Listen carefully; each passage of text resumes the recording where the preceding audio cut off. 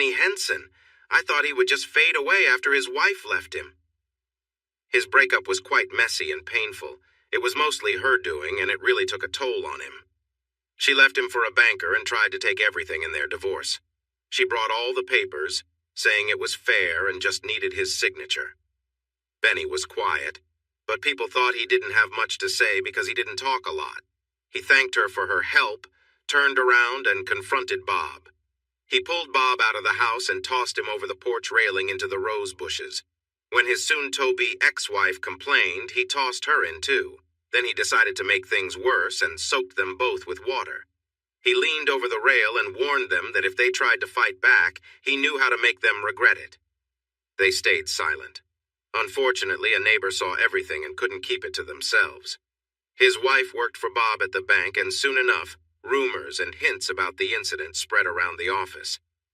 If Benny's dad hadn't owned a large part of the bank, they might have been fired.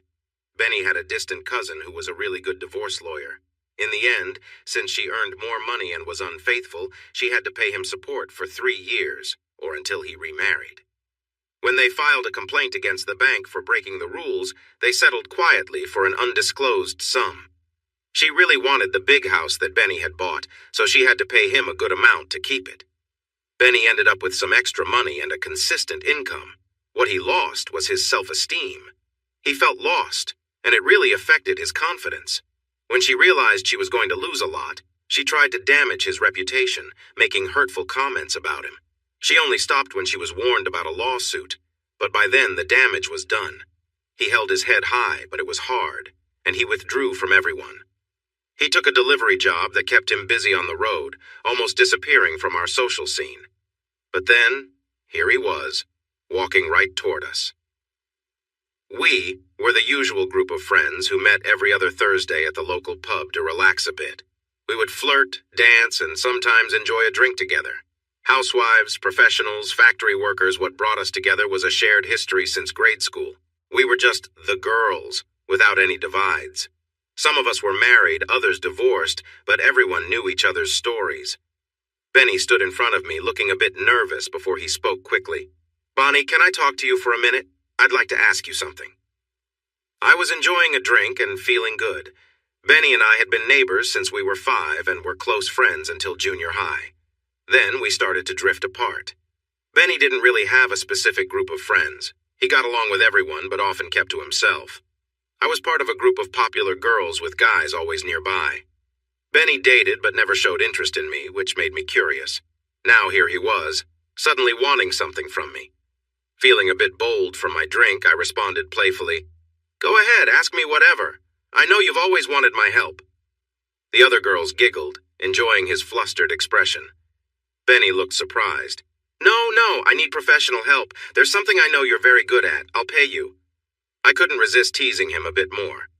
"Benny, I said you can have my help for free, and I really am good at it." Laughter filled the room. Benny turned red and mumbled for me to forget it as he walked towards the door.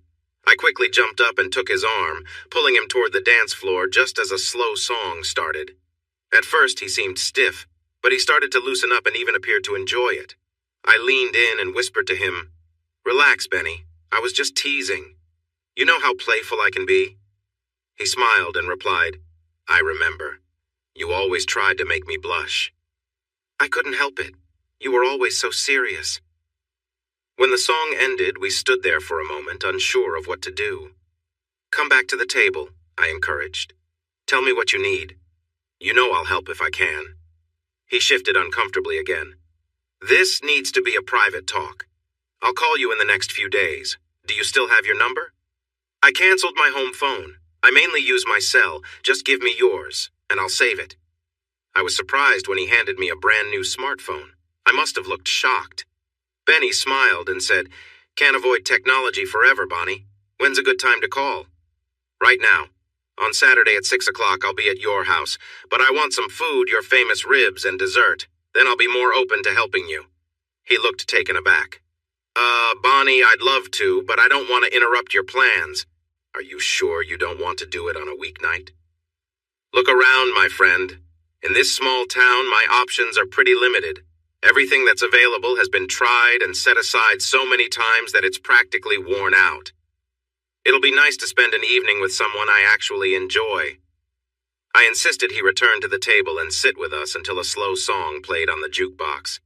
He felt nice to be around, and I was sad when he had to leave. As for me, I had another cup of coffee and then went home to my big, empty house and my quiet life. I was a lot like Benny. I never saw it coming. We had plans for our lives. My husband was supposed to rise through his job while I would be the best high school English teacher in the state. Judging by the awards on my wall, I did my part well.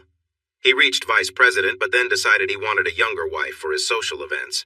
I was replaced by someone young and attractive, but not very bright.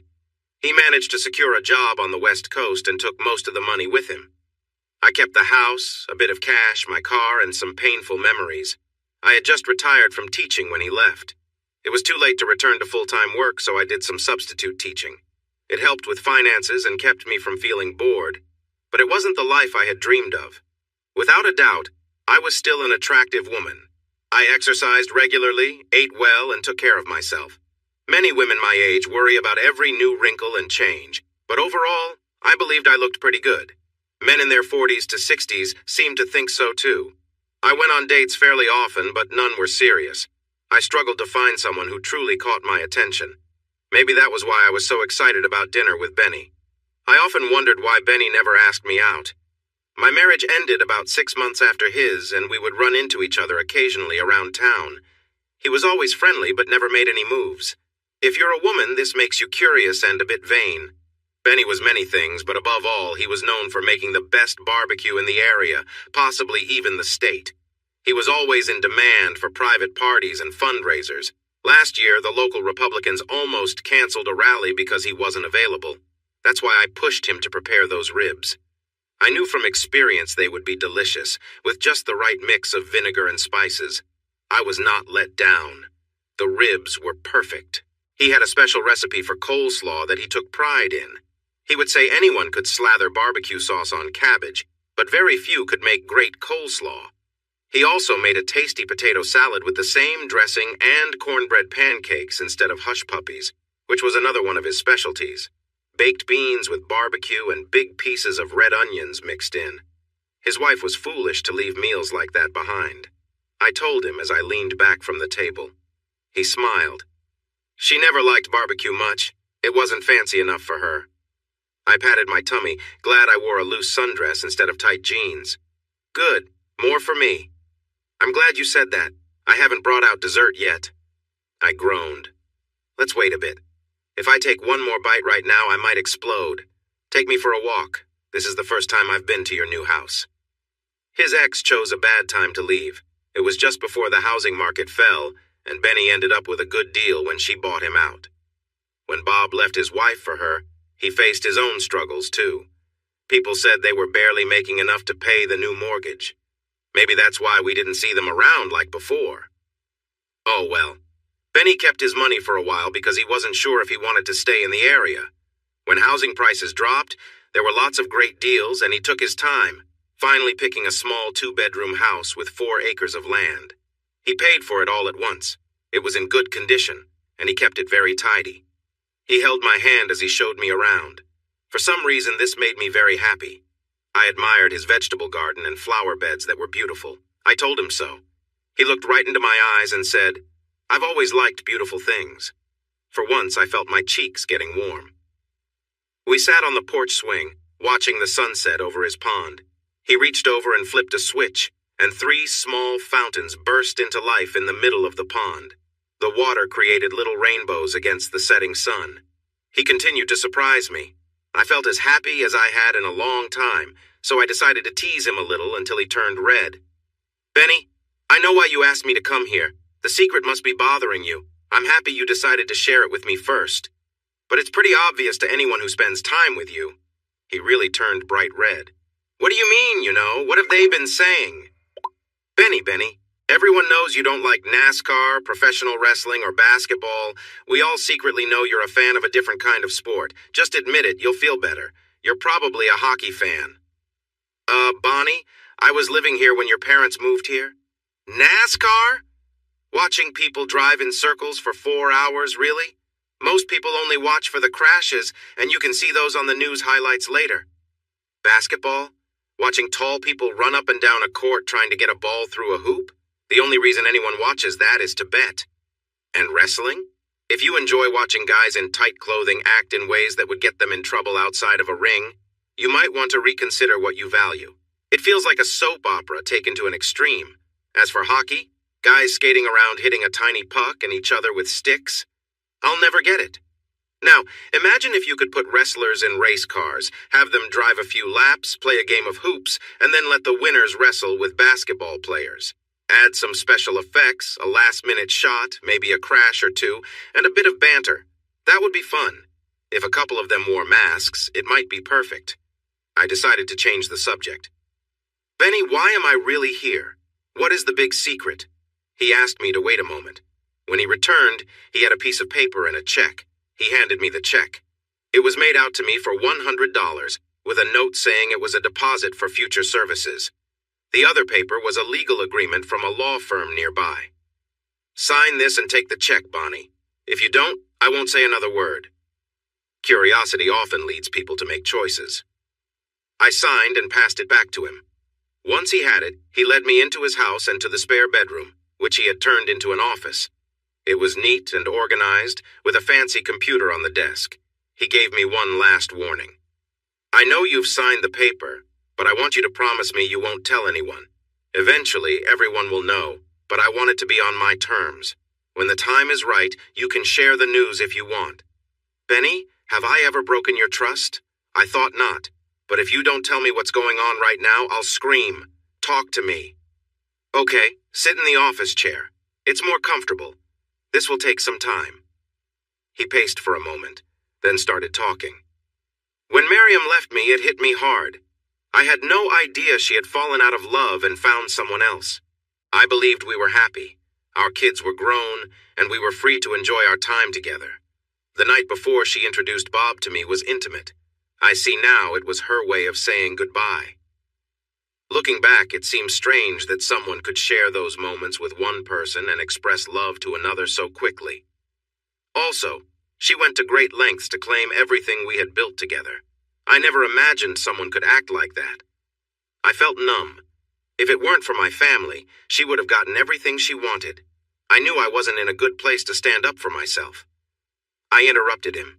I can't say I understand everything you were going through, but I can relate. I was nearly as shocked as you were when Dan left. It was cold and harsh, and I didn't have the support you had. It really hit me hard. We're quite the pair, aren't we? I tried to smile even though I was teary. He surprised me by coming over and giving me a gentle hug. I'm sorry, Bonnie. I know it was tough. I hope we're both doing better now. That said, at that time, I was a real mess. My old boss faced a similar situation. He urged me to get help and even connected me with his counselor. It truly helped me. In fact, it has led me to where I am today. My therapist encouraged me to write down my thoughts so we could discuss them during our sessions. I filled up about 30 notebooks. It was helpful, but I discovered something. I loved to write. She praised my writing style and advised me to pursue it, mainly to aid my healing. So I took a creative writing class at the community college. I started writing a lot. I bet I didn't turn on the television for 6 months. I almost hurt my wrist from it until I bought a computer and learned how to use it. At first, I wrote just for my own fun. Then I wanted to share my work for feedback and see if people were interested. Since I didn't want anyone nearby to know, I turned to the internet. There are amazing websites for writers out there. And I received feedback. People seemed to really like my writing. One person suggested that many of my stories were about my ex-wife and the pain I felt, and advised me to try a site called Literotica. Have you heard of it? I felt uneasy, but hoped he wouldn't notice my discomfort and said I hadn't heard of it. It's a site for all types of stories, from science fiction and fantasy to romance and more. There are even sections specifically for different themes, although some might not suit everyone's taste. I wrote a few pieces expressing my feelings about my ex, but while there were many ways to express my anger, it's hard to keep that feeling forever. So I avoided the really severe topics and focused on love stories instead. I've always believed in happy endings, even if I know they don't always happen. Now I mainly write romance and have been doing it for 2 years. I've gained some popularity and enjoy receiving comments, whether they are good or bad. It keeps me grounded and helps me be a better writer. Anyway, one of the features of the site allows you to share your work with publishers. About 2 months ago, I picked out a few pieces of my best work and submitted them. 2 weeks ago, I received a request to send some samples of my writing to a publisher. I shared a draft of a novel I had just finished, along with a few short stories. To my surprise, they really liked the novel. I got an email asking me to have a professional editor look it over to make it better. They wanted me to send it back, and if they liked it, they would publish it. That's where you come in. I remember you worked for a publisher right after college as an assistant editor before you started teaching. Can you help me? We can figure out a fair rate so I can pay you. Are you interested? I remembered my time working for a publisher. I was an assistant editor, which meant I handled a lot of the routine tasks while the real editors helped authors find success. I learned a lot during that time and enjoyed it. Wow, a writer! This is unexpected. I would love to help, but I might need some practice. When can I take a look? He looked relieved. As soon as you'd like. I can pull it up now if that works for you. I'd like to see some of your older work first to understand how you've grown as a writer. Is that okay? Of course, let me find it for you. He opened his page on a writing site.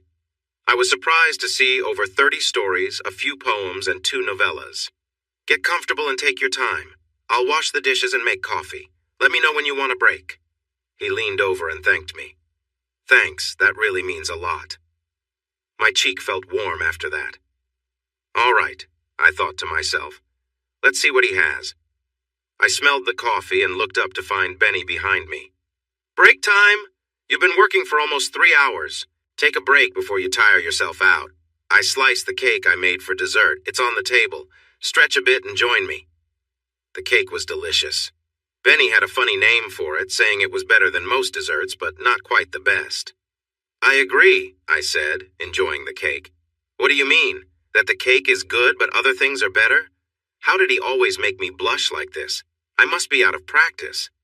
Yes, I said, trying to sound mysterious. Take some home if you want. I usually give it to friends I work with.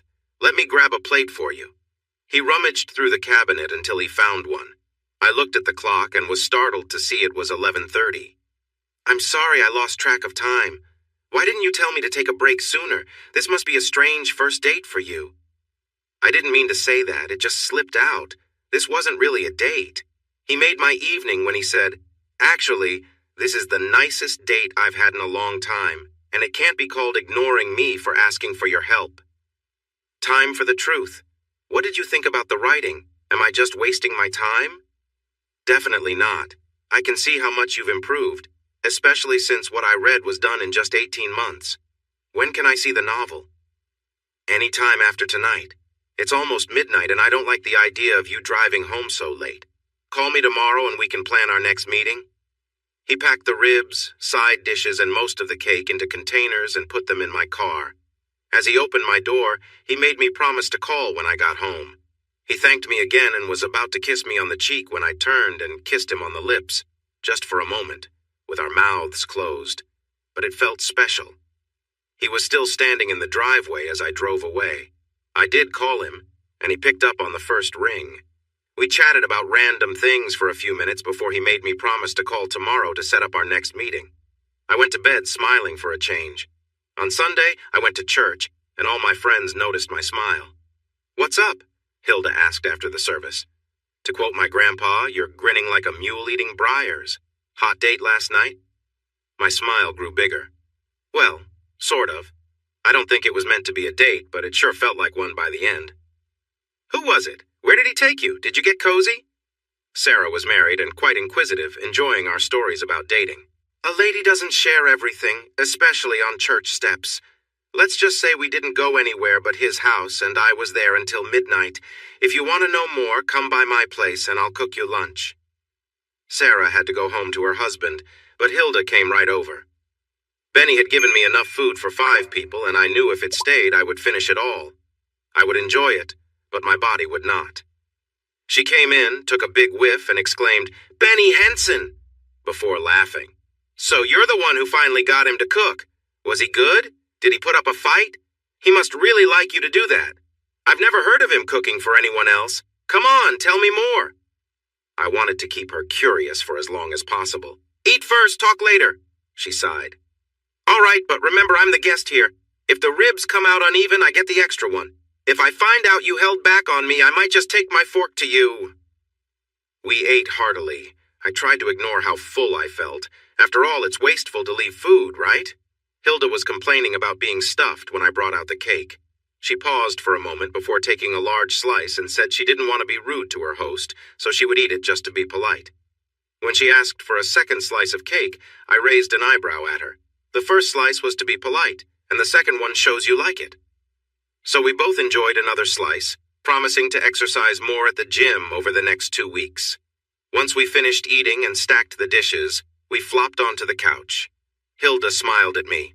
"All right, tell me everything. I'm too full to make you spill it, but I might just sit on your chest until you talk." "Please don't do that. Remember when he came into the bar the other night? He needed my advice, but it wasn't anything romantic. I kind of asked him to cook dinner for me in return. We started as friends, but he held my hand for a while and I got a few nice kisses. It made me feel young again. I really enjoyed it." She sat up, clearly curious. "So, are you going to pursue him? If not, can I have a chance? I've always thought he was good-looking and he's so polite. He really seems like someone you could settle down with." For a moment, I forgot she was my best friend and that we're both in our 50s. Well, I am anyway. She just turned 47. It felt like high school all over again. "Yes, I am going to go for it, at least in a romantic way. Maybe later we could think about more serious things, but not until I get my chance, understand?" Laughing, she said, "Okay, I see. You're really into him, admit it, but if you lose him, I'll be ready to catch him." She looked me in the eye and started singing. Bonnie and Benny sitting in a tree kissing. First comes love, then comes marriage. Here comes Bonnie with a baby car. To stop her, I pushed a piece of cake towards her mouth, causing crumbs to fly all over her face. Her eyes widened in surprise, and then we both burst into laughter, hugging and giggling. She planted a kiss on my cheek, making sure to spread some cake on my face, too. For a moment, we felt like teenage girls again. Not wanting to seem too eager, I waited until 5 to call him. When his answering machine came on, I felt let down. I left a message saying I'd be home the rest of the evening and tried to keep busy with the dishes and my lesson plans. I was back to being a teacher for the next 2 weeks, covering for someone on maternity leave. An hour later, he called back. "Sorry I missed your call. I was in the garden. Didn't you have my cell number?" "Oh no, I had forgotten to save it on my phone. We had set our date in person, so I couldn't look it up." "I do now. I forgot to save it earlier. When can we meet? I'm really looking forward to reading it." I could have had him send it online, but I wanted to see him in person. "I'm usually home by 6. Come by whenever you want. Just let me know and I'll be here." I pushed a little more. "I can come over now if that's okay. I've just finished my lesson plan for the week because I'm substituting this week and next. You should share this with them while they are interested. We don't want other things to distract them. I could work for a good 3 hours. If you're sure it's not a bother, come over. I'll make you some dinner, but after last night it will be something light. Benny, be careful. Feed me too much and I might not want to leave." There was a little pause on the other end. "Please don't scare him off now." "That doesn't sound too bad. Come on over, I'll start cooking." I almost skipped to the car. Something light turned out to be a whole chicken grilled perfectly, seasoned with fresh rosemary, tarragon, chives, and a hint of sage. A little salt and pepper, too. He had a nice local wine, white with a raspberry hint, a fresh salad, and sorbet for dessert. We enjoyed our meal on his deck, and I could get used to this. "Please tell me you don't always eat like this," I said after finishing my sorbet. "No, usually it's just a sandwich. I enjoy cooking, though. I used to do it a lot before Miriam left. Cooking for one feels empty." He suddenly got quiet, lost in thought. I gave his arm a gentle rub. Like I said before, more for me. It's her loss, and I bet she misses it. I'm sure Bob can't cook. He probably doesn't even know how to use an oven. A small smile appeared on his face, and I had an idea. "You know, we haven't settled on my fee yet. I'll put in the contract that every time I visit, you have to feed me. A sandwich is fine sometimes, and I might want to go out occasionally, but meals like this should be the usual. Deal?" I extended my hand, and he looked at it for a moment before taking it. Instead of shaking it, he brought it to his lips and kissed it lightly. "Deal," he replied softly. I wasn't sure what to say, so I let the moment hang. Eventually, I reminded him that if I didn't start working soon, I wouldn't get anything done. He shifted back to his work self and guided me into his office. All my passwords are on the desk at 7:30 now. Work for an hour, then take a break. I want you to stay focused. Coffee when you take a break? Okay, see you in an hour. He gave me a little push and gently closed the door. I started reading and lost myself in the material. The hour flew by quickly. He tapped lightly on the door, letting me know the coffee was ready. He had it waiting on the table when I came out. After a few sips, I looked up and asked him, "Reading something romantic?" He looked down, his cheeks a little red. Then he smiled. "Everyone has a pen name. I chose this one because it's often used for simple romance stories. Plus, it keeps my identity a secret. I only shared my age and where I live. You know, many of my readers think I'm a woman." After reading the first 3 chapters, I think the same.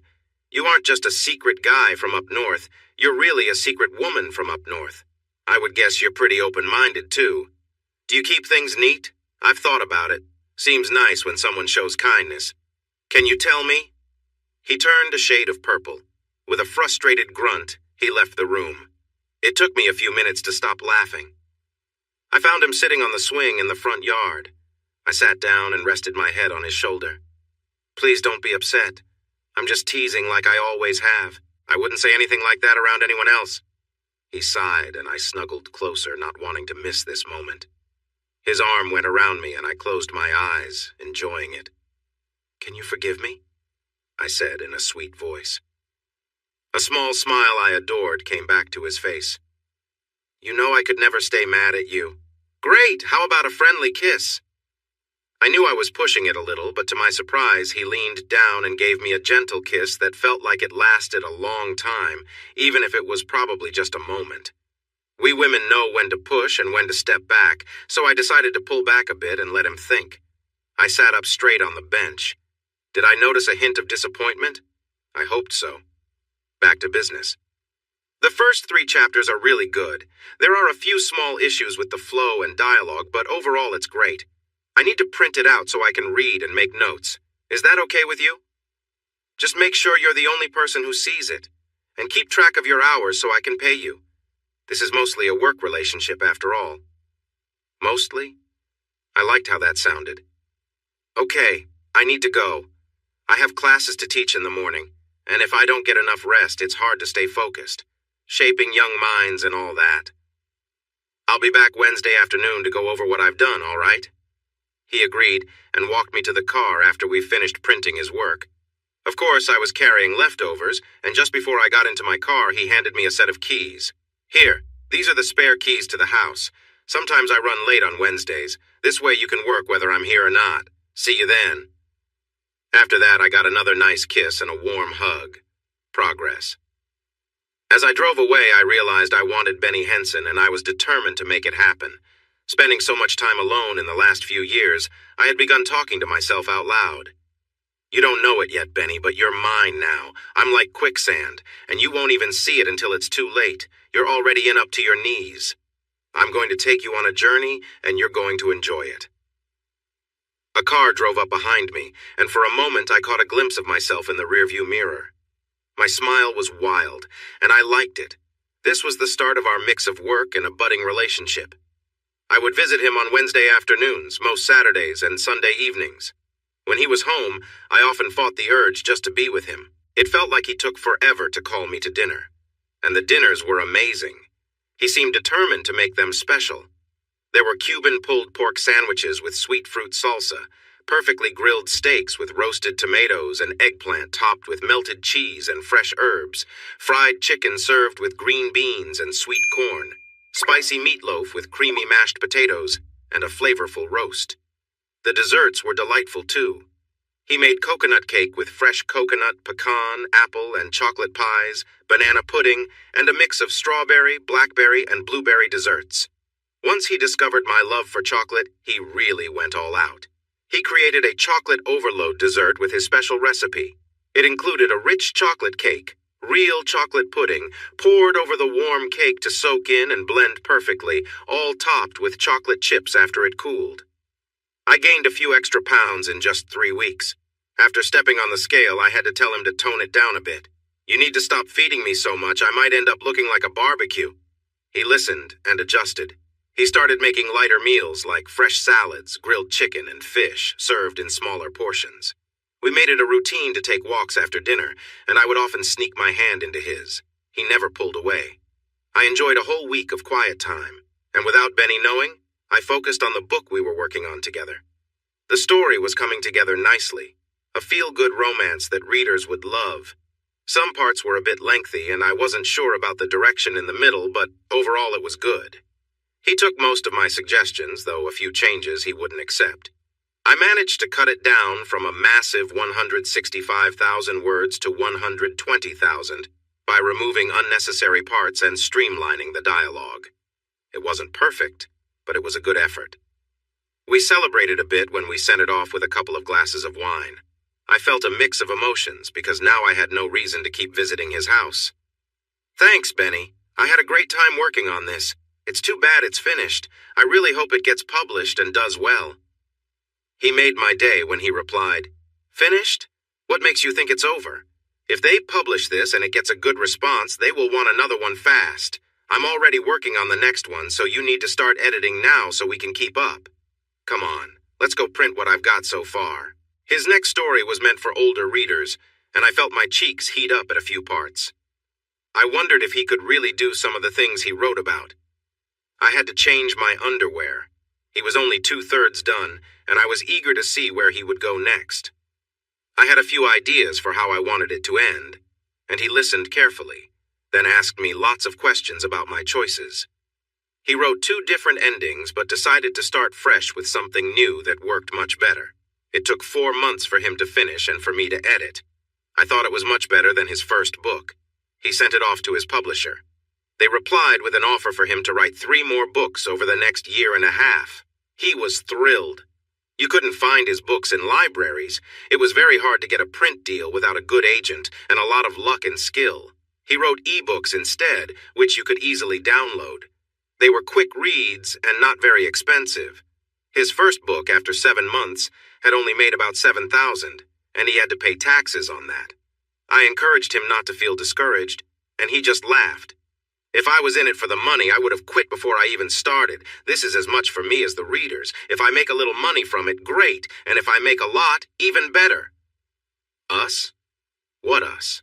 I could only hope for more. I took his hand. Great! We're having too much fun to stop now, but all work and no play makes for a dull time. Time to take a break, Benny. We're going to the pub tomorrow to have some drinks with my friends. They think I'm making up the time we spend together. And on Saturday, you're taking me to see the latest Nicholas Sparks movie. You can call it research if you want, but I'm calling it fun. And you have to buy me popcorn and candy. I plan to enjoy myself and have a good time. I watched him closely as I shared my little speech that I had practiced for a week, hoping for a positive response. He looked a bit surprised at first, but soon he smiled, trying not to grin too widely, I thought. You're right. Time to stop hiding like we're in trouble. Let's do this properly. Wear a nice dress and I'll get my best suit cleaned. He looked pleased when he picked me up. I had spent 6 hours deciding what to wear, so I wasn't sure if it was just throwing my outfit together. I chose a dress that I loved but had never worn in public because I thought it might be too bold for my age. I had bought it on a whim and never had the chance to wear it out. It had a deep neckline, and while I wasn't very busty, I still liked how I looked in it. I wore a special bra I had never used before, and it made me feel confident. It felt a bit strange, but nice. I wore thigh-high stockings and 3-inch heels, which I rarely had on. They completed my outfit well. I added a simple string of pearls and matching earrings, letting my natural auburn hair hang loose instead of in my usual bun. When I opened the door, he stood still for a moment, then smiled widely.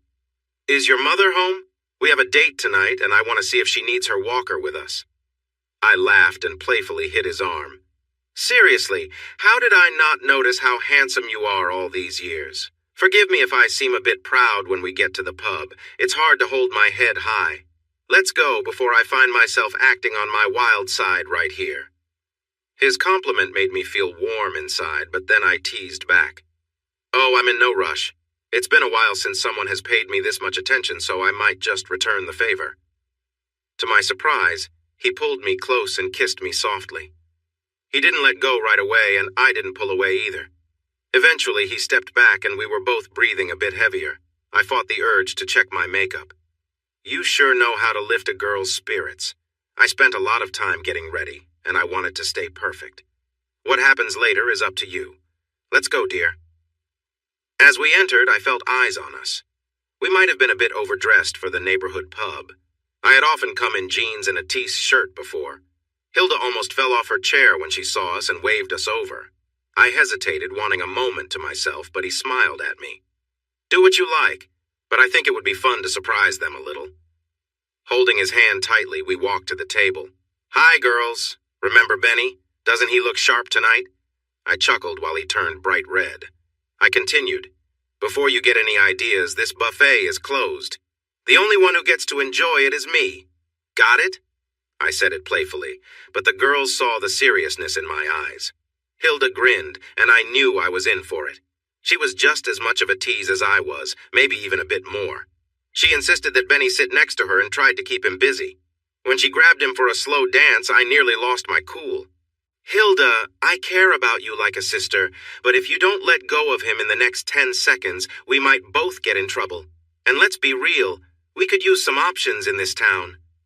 I said it casually, but my message was clear.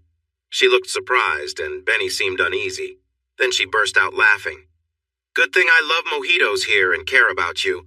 Otherwise, you'd have some real competition. I was really excited thinking about all the fun we could have. She turned to the closest man and said, Jack, take me out to the dance floor. Don't be shy. This could be your lucky night.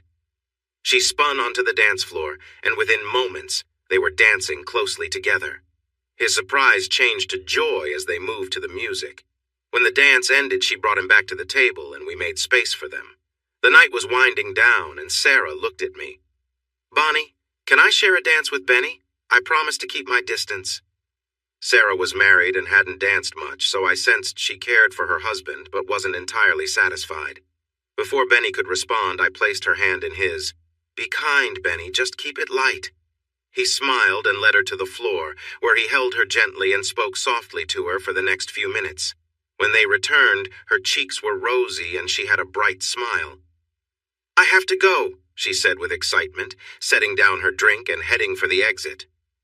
We looked at Benny and he just smiled back. Hilda was curious. What did you say to her? He shrugged and replied, Nothing too special. Just reminded her she's a wonderful woman, and if her husband doesn't appreciate that, he's missing out. I hinted she might want to remind him of that tonight. He didn't tell me the details, but the next Sunday at church, Sarah looked so happy and surprised us by giving me a warm hug and a kiss right outside. Please give that to Benny for me and add a little extra if you can. Hold on to him, Bonnie. He's a great guy. I hugged her back, glad to see her happy. I will, Sarah. And don't worry, I made sure Benny knows how lucky he is. I should go now. My partner is home waiting for me. How many women can say that? See you at the gym. I left to see several surprised faces. It felt even better when I realized his ex was close by and heard everything. When we got home, things heated up quickly. We started by cuddling on the couch and sharing small kisses. As we kissed more passionately, I felt the warmth between us grow. I found myself comfortably on his lap, enjoying the moment. It was nice, and I couldn't help but move closer. I smiled, feeling the connection between us. He reached over, placing his hand on my leg and gently tracing circles near the top of my stockings. His touch was soft, and he seemed captivated. I felt nervous, yet a bit excited. But as he started to lift my dress, I jumped up quickly. Now, you might wonder why I reacted that way. Honestly, it was because I wasn't ready. I hadn't been in a serious relationship for a while, so I hadn't worried about certain details. I was a bit self-conscious and wanted to feel my best. But he misunderstood. Sorry, Bonnie, he said, looking regretful. I didn't mean to be so forward. Can you forgive me? I didn't want him to feel bad, so I smiled and tried to ease the moment. No, don't apologize. I enjoyed it. But it's been a while since I've been this close to someone. Let's take it slow tonight, and I'll feel more comfortable tomorrow. Who knows what might happen then? I held his face gently in my hands and leaned in close. Let's just say I'd like to keep going at our own pace. Does that sound okay? He pulled me into a warm hug. Of course, Bonnie. I'm here for you, however long it takes. You set the pace, and I'll be right there with you. In that moment, I knew he was different. Most people would have been frustrated, but he was just happy to be together, enjoying each other's company. We shared a few kisses, each one deep and meaningful, as we wrapped ourselves in each other's arms. After a while, he pulled back, a smile on his face. We should probably stop for tonight. I don't want to push things too far. A cold shower might be calling my name, he joked, a playful glint in his eye.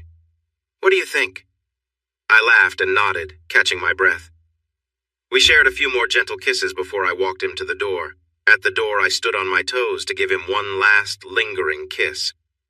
Pick me up at 7 tomorrow, I said. I'm in the mood for seafood. And maybe pack an overnight bag, just in case. He looked surprised, his smile widening as he left. I closed the door, feeling a mix of excitement and nerves. Tomorrow would be another special night. The next morning, feeling a bit flustered, I called my friend Hilda. Hilda, I need you to come over as soon as possible. This is important. I need your help. She arrived in 45 minutes instead of 20 because she had to pick up Sarah. What's going on? Why are you so upset? What did Benny do last night? I let out a big sigh. Everything went perfectly. It was a perfect date. He was a true gentleman in public and very passionate when we were alone. But I messed up. Sarah was practically sitting on my lap. Come on, tell us. Don't keep us waiting. Okay, but promise me you won't laugh. This is really embarrassing for me. Promise. I looked at them until they agreed. Remember how I was dressed last night? They nodded. Sarah couldn't help it. You looked amazing, but seriously, where did those curves come from? Even someone who doesn't pay attention would have noticed. I smiled. A really great bra. It even came with matching underwear, which got me into a bit of trouble.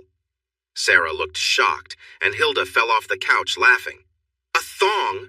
Who are you, and what have you done with schoolmarm Bonnie? Sarah joined in. Have you made any wild plans yet? Can we watch? Stop it, I shot back, like you've never worn anything like that. Now Sarah was laughing too.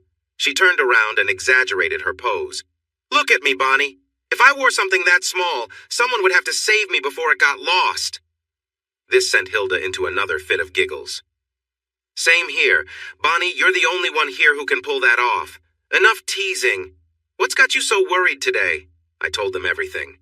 Hilda barely managed to keep a straight face. Honestly, how bad can it be? If he wants it as much as you say, a little hair won't be a big deal. Just wear what you promised him. I had rinsed out the underwear the night before. I was wearing it to check how it looked. I planned to buy some new ones, but I wanted to make sure everything was neat. I lifted the hem of my sundress so they could see. They both went quiet before bursting out laughing again. I felt like crying. Stop it! I need real help here. Finally, Sarah caught her breath. I think Jim will let us use his trimmer, as long as we don't tell him why. I think he has something called an edger too, which might work. Hilda added, I'd love to help, but I'm not touching that equipment. It looks wild and a bit scary. It doesn't bite, does it? That's when I started to cry, and they quickly switched to support mode. Sarah went on the computer to look for useful information. I was trying to be funny. Really, Sarah? What are you going to search for? How to tidy up? That's exactly what she typed in. She turned the screen and we all stood there, amazed. I found 5 pages filled with detailed instructions. At first I thought I couldn't do it, but then I saw a list of salons and spas nearby that offered different services, including waxing and shaving. While they talked about techniques, I stepped out and called a spa a couple of towns away. I didn't want anyone to know what I was planning, so I decided to get away for a bit. Luckily, I got a 2 o'clock appointment, and by then it was almost noon. I returned with a clear plan. Sarah, call your husband and tell him you'll be home after 5. We need to go out for a bit at 2, and you all are coming with me for support. I'll treat everyone to lunch. Hilda, your car is the biggest, so you can drive. Let's go. I spoke firmly, like a school teacher. I can't do that. I promised Jim I wouldn't be gone long. He'll get upset. Hilda turned to Sarah. Just tell him, don't ask. Ask him to take the kids to your mom's for the night and you'll make it up to him. You wanted to bring back some excitement, and this is a good way to do it. A little mystery keeps things interesting. Sarah called him and was surprised when he not only agreed but seemed happy about it. We enjoyed lunch and I paid for it all, saying it was my treat. Once we arrived at the spa, we were all impressed. The receptionist welcomed us for our appointments. We enjoyed manicures and pedicures, which was a first for Sarah. She hesitated over the nail polish colors, but finally picked a simple red. "No," Hilda and I said in unison. "You promised him a special night. It's time to be a little adventurous," we encouraged her. She chose a light lavender with a white star on each toe and finger. It looked beautiful. Hilda selected zebra stripes, while I went for pale pink with a small black exclamation point. Finally, it was time. 3 new staff members took us to different rooms. The girls were curious about what was happening. Each room had a special chair, and I heard Sarah scream. It was a strange experience for me. The staff member used electric trimmers to carefully shave me, changing the towel underneath when she finished. She placed warm, damp towels on me, explaining that it would soften the hair and make it easier to shave. While she worked, I felt a mix of emotions. After finishing, she applied lotion to my skin, ensuring every area was covered. "This will help avoid irritation," she said with a friendly smile. Then she held up a mirror so I could see her work. I was left feeling fresh and smooth. The feeling I got when I put on my new clothes was surprisingly nice. When I came out, the girls were waiting for me. They didn't say a word while I paid the bill and left good tips for everyone who helped us. As soon as we got into the car and drove onto the highway, they burst out. "You didn't tell us. We had no idea you were planning this," Sarah said, laughing. I just grinned. "Did you think I'd go through this alone? Now spill, did you two go all in?" Sarah blushed and nodded while Hilda chuckled. "You both went for it? Well, not me. I still have a bit of hair left," she said with a smirk. I raised an eyebrow. "How much?" She looked pleased. "The lady helping me was quite skilled. She even showed me some designs. I ended up with a neat little heart right above, just a fun touch." We laughed and chatted, completely absorbed in the conversation, so they didn't notice when I took a turn into the mall parking lot. "Why are we here?" Sarah asked, eyeing me curiously. "Every masterpiece deserves a frame," I said with a smile. "Come on, we're running out of time." We made our way straight to a high-end lingerie store. I picked out a couple of matching bra and panty sets, along with some extra pieces like a garter belt and different colored stockings. Hilda went for similar items. Sarah looked at the prices and sighed. "I can't afford this kind of stuff. I'm a stay-at-home mom on a budget. Besides, I'd look silly in these." I gave her a serious look. "Today's on me. If you don't pick something, Hilda and I will pick for you." While she protested, we pulled the sales assistant aside for advice. She suggested a corset or maybe a bustier to shape her figure and add a little extra flair. We finally chose a purple bustier with both full and half-cup options, along with built-in garters. It gave her a lovely shape, accentuating her figure. We also convinced her to try it on and get a matching set of stockings. Before we knew it, it was almost 5 o'clock, so we called our partners to let them know we'd be going out together and made plans to stop by each house to gather some things. At Sarah's, she didn't come out right away, so we went to check on her. She was sharing a warm goodbye with her husband. They both seemed caught up in the moment, smiling and laughing. Hilda cleared her throat, smirking. "Maybe we should grab some water to cool them down so we can make it in time." They quickly pulled apart, both blushing and grinning. Sarah gave her husband one last kiss. "See you soon," she said with a smile. After that, we had to hurry. Hilda used the extra bathroom while Sarah used mine. Just as Sarah was coming out, Hilda walked in. We were both wrapped in towels. Hilda had a playful smile. "I'll show you my secret if you show me yours." She let her towel fall. She did have a small tattoo shaped like a heart, and it was colored blonde. She usually had dark hair. I looked into her eyes. "I've heard blondes have more fun." I just smiled and let my towel fall too. After a moment, Sarah dropped hers. "Wow, I didn't know you had a birthmark," was all I managed before she quickly grabbed her towel again. When I finished my shower, they were doing their makeup. They wore their new outfits underneath. I hurried to join them. We admired one another, admitting that for our age, we looked great. Benny, Jack, and Jim were downstairs. We were already running late, but their complaints stopped when we came down the stairs. We each wore our best dresses, and our hair and makeup looked fantastic. Their eyes widened, and their mouths dropped open. We walked over to our guys, gave them friendly kisses, and rushed them out the door. We had decided to drive separately. I think by the end of the night we won't want to waste time driving, I told them. I had explained to Benny, skipping the details, that I wanted the night to be a special treat. He was totally fine with that. We'll let the books pay for the night. I haven't spent any of it yet. I can't think of a better way to use it. The girls worried about the cost of what I had done for them on the ride home, but I laughed it off. Don't worry, my ex should have planned better. He waited until after he got a big promotion before he left, so I receive alimony based on that salary. Plus, the little side project I have with Benny has given me some extra money. It's all good. I can't think of a better way to spend it. Benny had gathered with the other guys to plan some surprises for the night. We went to the biggest city nearby to a nice seafood restaurant. I ordered lobster, my favorite. We enjoyed our food, loving every bite. After we finished, Benny surprised me by driving to the Sheraton Inn. He looked over with a grin. Did you think the night was over? The lounge has a band that plays music we like, and you can drink as much as you want within reason. I've booked rooms for all three of us so we don't have to drive. I almost hugged him tightly when we got out of the car. Thanks a lot. I'll make sure you enjoy it. We linked arms as we walked into the lounge, playfully swaying as we moved.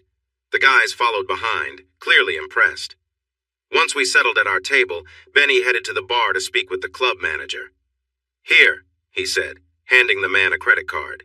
Just charge everything to my room. Let them order whatever they like. We had made arrangements for our stay, so there was no need to drive. We added a tip for the bartender and waitress. Sarah wanted to try champagne because she had never had it before. Soon, 2 bottles were chilling in fancy ice buckets on the table. Once our glasses were full, we raised our glasses for a toast. To old friends, I said, looking around the table, and to new relationships. I glanced at Benny with my glass raised. We drank and I refilled our glasses.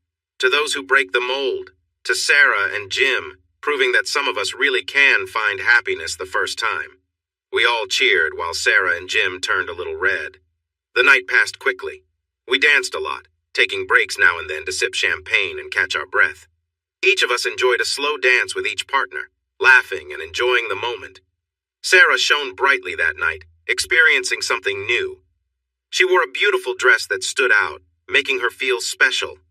Now and then she would adjust her outfit, showing just enough to get noticed.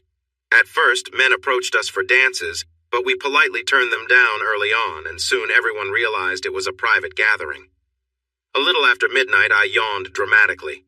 Come on, I said, gently pulling Benny's hand. It's time to rest. He almost helped me out of the lounge, with the rest of our group following closely behind. We girls shared hugs and encouraging words while the guys exchanged smiles. As we entered our room, we were caught up in the moment, sharing a kiss. During our last dance, I playfully guided his hand, showing him a more relaxed side of me. He certainly noticed. A few minutes later, I gently pushed him back. Go take a shower and freshen up. I'll wait for you here. After your shower, just put on the robe. He quickly went to shower. I'll be out in just a moment, okay? He replied. I smiled and closed the door behind me. It took a little longer than expected, as I needed to shower, change into something nice, do my makeup, and style my hair. When I returned, he was sitting and sipping water, wearing a robe. He had even put on music, and I began to sway a little, raising my hand to stop him when he stood up. Hilda and I had taken a fun dance class a couple of years ago, and I remembered some moves even without a pole. I started moving playfully while keeping the robe tied. I turned and let the robe slip off one shoulder, then the other. Dancing behind him, I playfully teased him with a little touch. Before he could react, I returned in front of him, still keeping the robe closed. Want to take a look? I asked with a grin. He nodded his head so quickly that I thought it might come off. I stopped moving and held my robe open, revealing my small bra and underwear. He looked surprised before reaching for me. I quickly covered him with the robe. No, no! If you want to see what's inside, come to the bedroom. I didn't know he could move so quickly. He gently lifted me onto the bed, and I smiled, thinking I would ask him to buy me a new bra soon. He started to pull at my garters, but I stopped him. That's not necessary. The underwear is outside the stockings. Let's keep it like this, okay? I could see he was trying to control himself. He gently grasped my underwear with both hands, and I lifted my hips so he could slide it down my legs. He paused when he saw my smooth skin and then smiled. "You once said you were curious about this." Before I knew it, he was leaning down, kissing softly. It felt wonderful, much better than I remembered from long ago.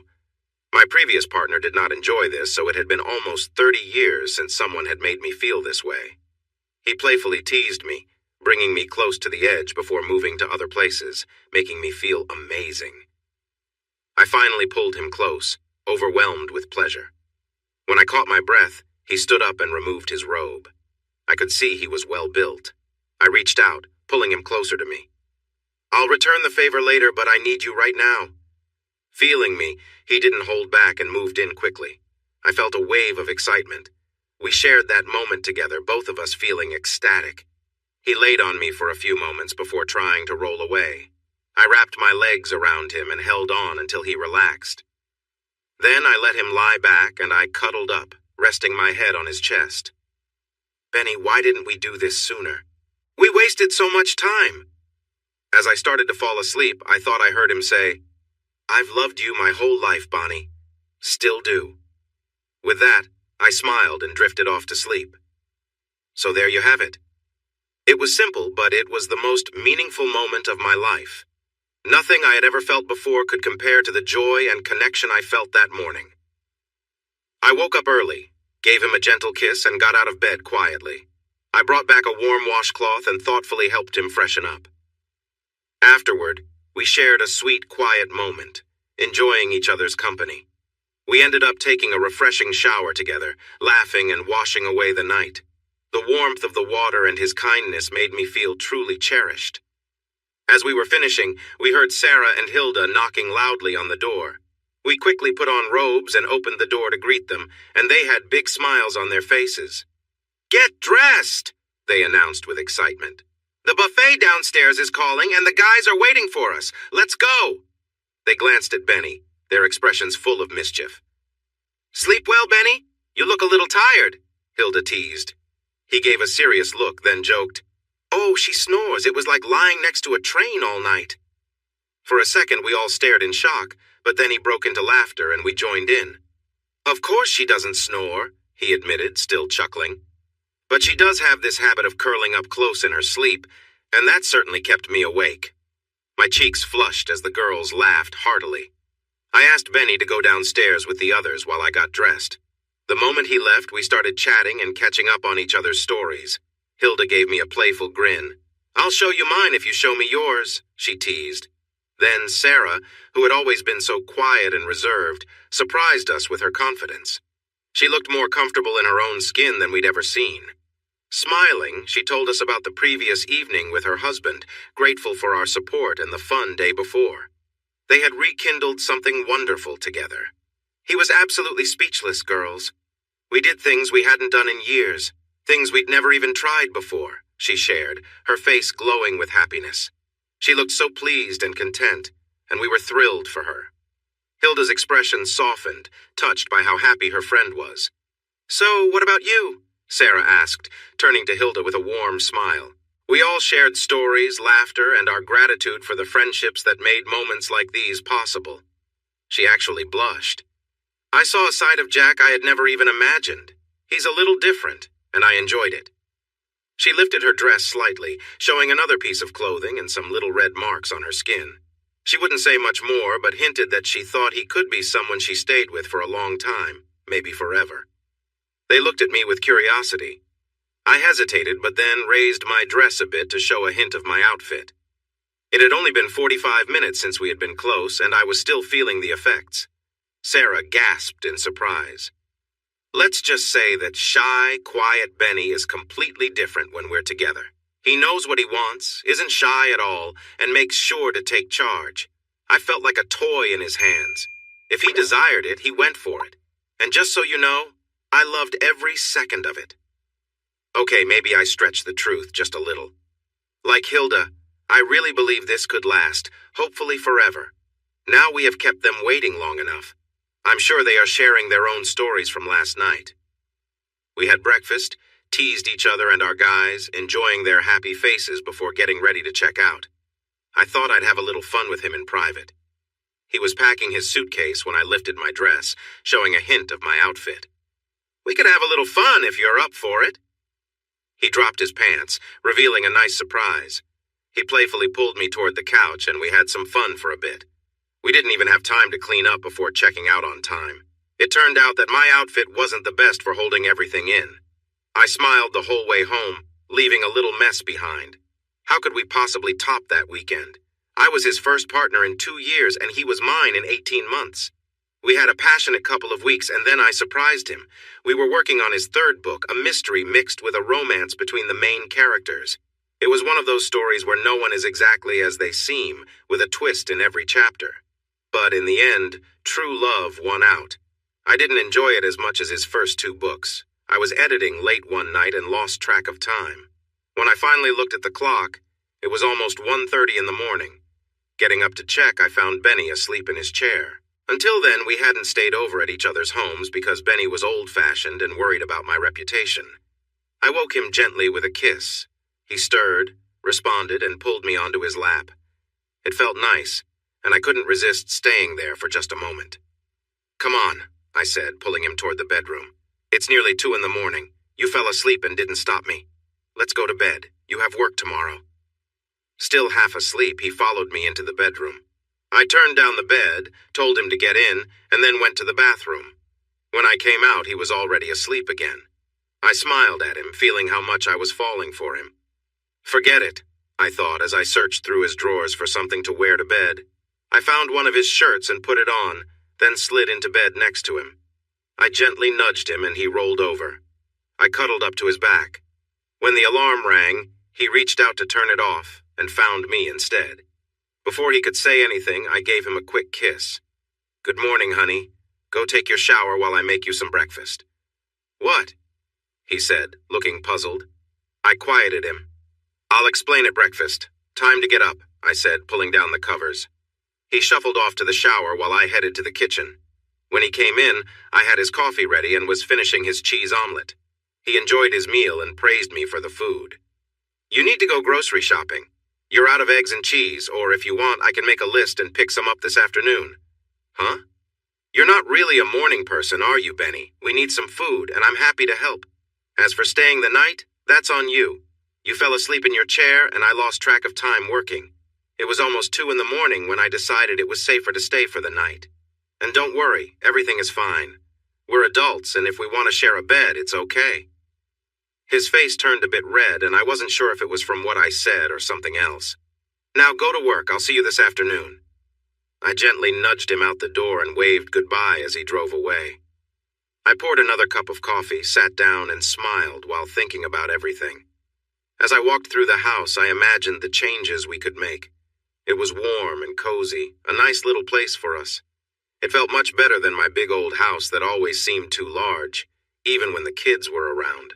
I returned to my own house, took a shower, changed clothes, packed a suitcase, went grocery shopping, picked up a movie, and headed back to his place to prepare a nice dinner. While dinner cooked, I worked on my book. When I heard his car in the driveway, I met him at the door with a glass of tea and a warm kiss. "Long day at work, honey?" He took a deep breath, enjoying the smell of dinner. A slow smile appeared, full of warmth and love. I almost let myself get carried away, but I managed to hold back. He went to change out of his delivery clothes. I wished I could have seen his face when he opened his closet and noticed my clothes hanging there. He didn't say much during dinner, just complimented the food. After we finished, he insisted on cleaning up as a thank you. I went out to sit on the porch swing, enjoying the evening air. He joined me, and I naturally cuddled up to him. We swayed gently, just enjoying being together. When he finally stirred, he turned and gave me a sweet kiss. "So, you like the left side?" I wasn't sure what he meant. He smiled. "The left side of the bed, the left side of the closet. It makes sense since you're left-handed." I was unsure how to respond, so I nodded. "Well then," he said, "I'll move my things in the bathroom to the right." "Really?" I replied, surprised. "Really? Waking up next to you was wonderful. Stay over whenever you want, as long as you like." "That might be a very long time," I said seriously. He kissed me again. "That's fine by me." If I ever get tired of you in 20 or 30 years, I might reconsider. But remember, I'm an old-fashioned guy. Eventually, I'd like to make this more official." I couldn't help it. Tears filled my eyes. Then I kissed him again. I went back and forth between hugging him and kissing him for almost an hour. Benny, being understanding, just held me close and kissed me back. It was incredible how easily we settled into a routine. It felt like we had been together forever. He wasn't much of a morning person. I loved to wake up early, excited for the day, so I often made him breakfast. He handled dinner most of the time. I told him he didn't have to, but I learned that cooking for me was his way of showing love, so I enjoyed it quietly. He was a much better cook than I could ever be. I missed 2 Thursday nights at the pub, spending time with Benny instead. He let me rearrange a few things at his place, understanding I wanted to feel at home. In 2 weeks, I only spent 2 nights at my own house because of work. I found it hard to sleep there. After the second night, I decided I wouldn't do that again. I'd just wake up extra early.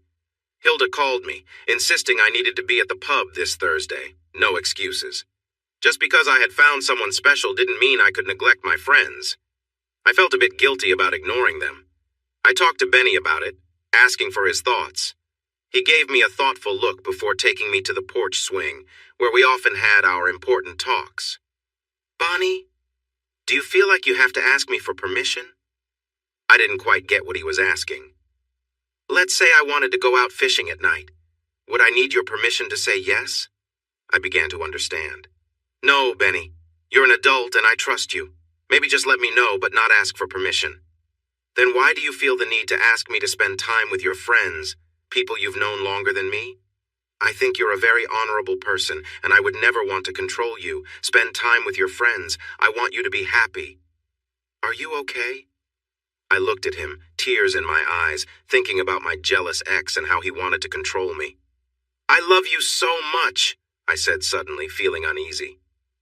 We had never openly shared our feelings before. We mostly expressed ourselves through actions. Instead of being surprised, he smiled, a happy and satisfied smile. "I love you too, dear. Now, go enjoy time with your friends. And remember to be nice and share. And wipe your tears, it's messing up your makeup." He gave me a big kiss and went back into the house. I couldn't help but cry anyway. When I arrived at the pub, Hilda and Sarah rushed me into the bathroom. "Did you two argue?" I shared what had happened between us, and we all needed to fix our makeup after that. We settled down with a couple of drinks and caught up with each other. Sarah was excited to share news about her love life. "It feels like we're young again. I've lost 6 pounds. I could even recommend my exercise routine to anyone whose relationship needs a spark. If he doesn't make the first move, I do. It's not always about romance, but we share a lot of affection. A big part of what keeps us close is he likes me to stay neat, so I let him help me. Every few days after the kids are asleep, we take some time for personal care.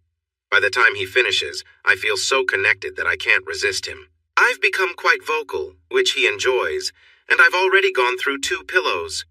She was blushing deeply but smiling all the while. Hilda joined in. When Sarah told me about Jim helping her, I suggested Jack do the same. The only issue is he wants to help every day. After he gave me razor burn a couple of times, I suggested every few days instead. It works much better for us. Are you two living together yet? I asked, as I didn't know Jack that well and was a bit worried for her. No, but we have a lot of good times together. He wants me to meet his kids. What if they don't like me? It could ruin everything. Sweetie, if it gets serious and it seems like it might, you'll have to meet them eventually. I don't think it's a problem. He's been divorced for 4 years and his kids are what, 12 and 11? They can handle this and you had nothing to do with the divorce. You'll be okay. Besides, she was the one who cheated, not him. Part of her worry was due to her never having children. Both her husbands had left her after finding out she couldn't have kids, even though she had told her second husband at the start. She wanted to adopt, and at first he agreed, but later changed his mind. 10 months after that, he moved in with someone from his office who was 4 months pregnant when he left Hilda. I felt someone watching me and turned to see Mariam, his ex, and her new husband. I didn't remember seeing them here before, so I asked about it. Bob, the pub owner, is trying to get a loan to expand and improve the place. He was working with the bank, and they sent him to check things out. Bob treated them very well, and they loved it, Hilda explained. Then she shivered a bit. He's nice when she's around, but when he comes alone, he's different. One dance with any woman is enough. No one wants to dance with him again. Just before I left, I saw Miriam in the restroom. She smiled a little before talking. Benny? Seriously? You have a master's degree and he barely finished high school? I felt upset for a moment, but then calmed down. Yes, Benny, it matters more what's in his heart, not just his mind. He is the most caring person I've ever met. You remember all those sweet things he used to do? He still does them for me, and I love it. Tell me, when was the last time your husband cooked something nice for you? Or held your hand on the porch swing, just enjoying the moment? And the little surprises? I showed him a bird feeder I liked, and he went into his workshop for a couple of days. He came out with the most amazing bird feeder I've ever seen. It looked like a little gazebo, 2 levels, made of cedar. It was so lovely that I almost didn't want to use it. She flinched, as if I had hurt her. I sensed she was regretting her choice a bit. Before she could respond, I spoke again. I need to thank you, Miriam. Your choice worked out well for both of us. You have your high-powered husband, and I have Benny. If anyone else wants him, they will have to take him from me. I'll never let him go. I turned to leave, but couldn't help throwing in one last comment. Even without a fancy education, you'd be surprised at how much he understands. He has a depth you didn't see. I almost spilled about his writing, but caught myself in time. Let her discover that for herself. When I got home, he was already in bed, nearly asleep. He cuddled close and asked if I had fun. I kissed him several times and said I had a great time. I reminded him to ask me tomorrow afternoon about the 3-day rotation. I explained it to him the next evening after dinner. Think of it as a way to connect, dear. I can still picture his smile when I close my eyes. Oh, we will connect, but only after the grooming every time. For the most part, he was right. Of course, our work on his books slowed down. We were taking too many breaks together. Still, we finished the next one before the deadline and worked hard on the last one of his contract. Sales were rising, and he was starting to earn a nice extra income. That year, we held Thanksgiving dinner at my house. It was the first time all our kids were together. I thought it would be awkward, and it was for a little while. My 2 daughters and their husbands have 4 kids in total. He has 3 sons, 2 of whom are married with children, and the youngest is still single. I had taught his kids in high school, and since they already knew each other, everyone relaxed and enjoyed the meal right away. Benny and I spent 2 days cooking, mostly desserts, and he deep-fried 2 turkeys because we had a lot of guests. 1 turkey just wouldn't be enough. It turned out to be a wonderful meal. All our kids lived in different towns, mostly because of jobs. They were happy to hear they didn't need to find a hotel since we had plenty of space. My house has 4 bedrooms and a finished basement. The married couples got a room each. His youngest took the fold-out couch, and 3 of the kids slept on air mattresses. They all thought it was a fun adventure. We ended up bringing the 4 girls, aged 7 to 9, to our home for a slumber party. We set up air mattresses for them and got them comfortable quickly. They insisted they would stay up late, but by 10:30, the last one had fallen asleep. I looked at them and wished we had kids of our own. The next morning, they were up by 8, and we made pancakes while letting Benny sleep in. Once they were ready, I sent all 4 of them to wake him up. My kids called me Nana, and he was Poppy to his. It started as Nana Bonnie and Poppy Benny, but by lunch it was just Nana and Poppy. We were both having a lot of fun. They had to be back by 2 because his kids were having dinner with their mother and her husband at 6. They told us on Saturday that they didn't like that dinner. It was very formal with guests from the bank there, so everyone had to behave nicely. They came back to my house as soon as they could. The girls talked about how much fun they had, so we took the boys on Friday night. They were a bit older and did stay up quite late. I had to practically convince them to go to bed. They got excited when we told them the whole family would meet for a breakfast buffet. On the way back, I found myself in my daughter's minivan with both my girls and his 2 daughters-in-law. Both of my daughters noticed how happy I seemed, and his daughters-in-law said they had never seen him this cheerful, even before he and Miriam separated, so everything felt just right. We made plans for Christmas. They were all going to their in-laws, so we scheduled our celebration right before New Year's Day. I loved Christmas, especially when the kids were younger. Now, instead of 2 girls, I had 4 along with 3 boys to shop for. It was wonderful. We worked with the parents to make sure we didn't pick the same gifts or step on each other's toes. But in the end, I couldn't help but get carried away. The Christmas tree looked very full after we wrapped all the presents. This year, we were all feeling more relaxed. I took all the girls, including my granddaughters, to church with me. It was a chance for them to wear the new dresses I had bought for them. What happened next might have been funny if it weren't so tense. I almost had a fight with Miriam on the church steps. I held one of my granddaughters in each hand, one from me and one from her, even though by now we thought of them as both ours. Miriam went pale when she spotted us. She tried to calm down and came over, expecting her granddaughters to follow her. Angie, the youngest, held onto my hand tightly and refused to go. To keep the peace, I let her other granddaughter and one of mine go with Miriam. "I don't want anything to do with your girls," she shouted. "I want mine, and I will take them." Before things got worse, the moms stepped in. They didn't seem to like Miriam very much. "Miriam, please behave. These are our children and they will sit where we want. Do you understand? Angie, you and Nana go find a seat. We'll be there soon." By that time, I had Angie in my arms. She clung to my neck tightly. I reassured her it would be okay. She didn't have to go if she didn't want to. We found a spot near the front, and all the little girls stayed with me. My daughters and her daughters-in-law spoke sharply to Miriam before joining us. I knew it was not very kind, but I felt a small sense of victory for the way she had treated the man I loved. Miriam wouldn't let it go.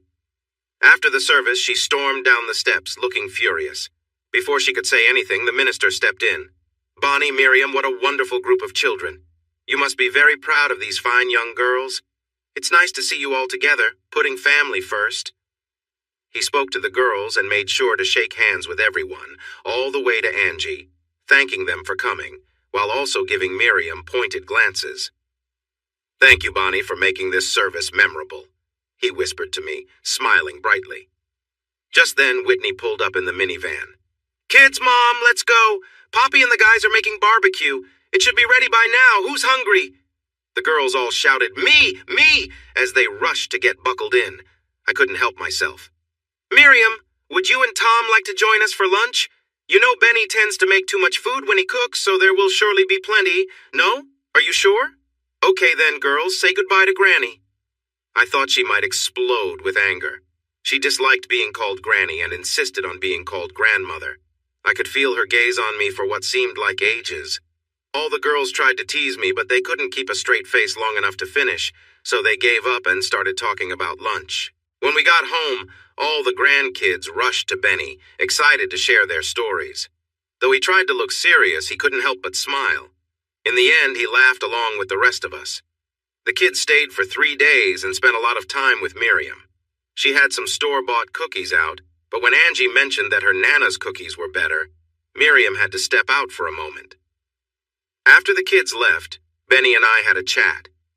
"Bonnie, I appreciate the fun we've had, and I'm happy my kids adore you, but she's still part of our lives.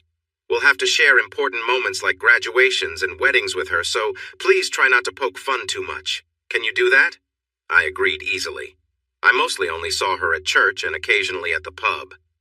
We were tidying up my house, picking up leftover wrapping paper and toy boxes, when Benny reached behind the tree and pulled out a small box. "Look, honey, this one got missed, and it has your name on it. Open it."